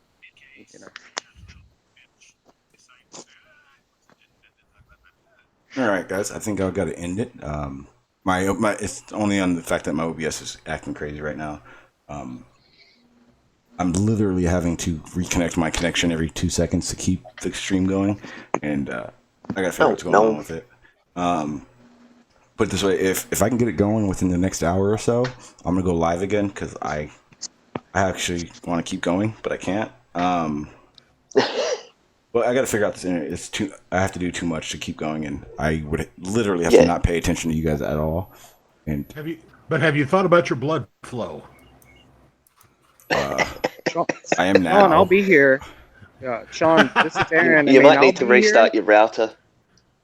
Yeah, I'll be here, but don't give away my seat to another drunk guy, dude. That's my seat. I know. Right? My bad, Aaron. Yep. We all apologize. Hey, I'm drunk. I have been all day. Hell yeah. Got drunk twice today. All right. Damn. So I'm going to come back on in an hour. So hopefully you guys will come back. I'll send out. I'll send you everyone in here right now. I'll send you the link first so that way you guys can get in here. We can finish off with everything. But I got to figure this out. Otherwise, I'm going to freak out on my OBS and break something. All right, the immortal words of Porky from the Little Rascals. Okay. If you want, you guys can keep going, and if I pop back in within in a little bit, we'll start over again. But other than that, Travis might. Go ahead, sorry. No, go ahead. I'll say Travis might be wanting to come on after hearing TOADY's he was kind of presentation shy a bit, but now after hearing TOADY and he's been listening to a couple presentations, he might come on and give his piece. If Travis, if you're listening, well, I don't have a presentation to give. I can talk about shit, but all right. I don't have anything Well, to present. if you want, less people on the panel, let me know, and then Yeah, we'll do it that way. I don't need less people on the panel. I Just think I small would rule. just rather prefer just to have a one-on-one. Just have some organized semblance of discussion. That's all. All right, yeah. Well, I'll be on in an hour. If you want to do it, we can, and then I'll make sure that the panel is accordingly to a respectful and non-shouting out ruling. Aaron, you may have to not be here, but we'll see. Dicks. You guys. I do appreciate everyone being here. TOADY, if you're listening, I think you're probably sleeping by now, but I appreciated that. It was very interesting to me. And guys, I'm gonna be on a little bit. I gotta get out of here because I just actually did the whole refreshing just now, and I don't want to have to do it again. Hang up. We're waiting for you, buddy. You hang up, right? If anybody has anything they have for upload wise, want to say right now. Otherwise, I'm gonna go ahead and cut the the outros for everyone and just get out of here and start fixing shit. Anybody? Upload or is not a word, Sean. Okay. Go, Sean. Go. I'll be back in a little bit, guys. Thanks. Bye. All right, guys. Like I said, I gotta get this shit figured out. Otherwise, I'm gonna have to. It's gonna make me flip out the whole time I'm doing this. But all I really gotta do is reset everything and then get my extender going better. So I'll be back in about an hour and a half tops. But I am definitely going live again tonight. So I'll see you guys in a little bit.